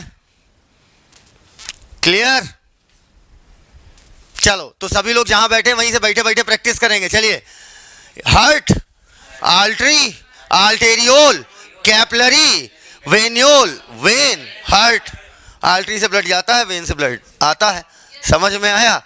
कुछ बकलोल कहीं घर में जाके ये ना बता दें अपने कि आज सर ने हमें सिखाया है कि ये हाथ नहीं आर्टरी है। अबे ये समझाने का तरीका है। यहां तक बातें एकदम क्लियर है? आज की बातें वह यहीं तक, बाकी बातें कल करते हैं। थैंक यू, धन्यवाद।